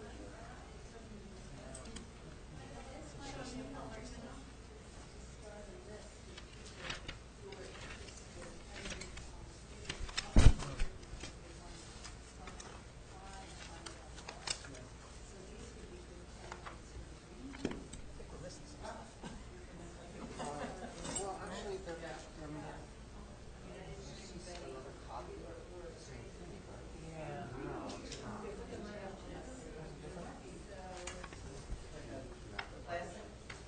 Yeah, that's a good idea. I will, Yeah. hold on, I'm gonna stop this recording. Yeah, the small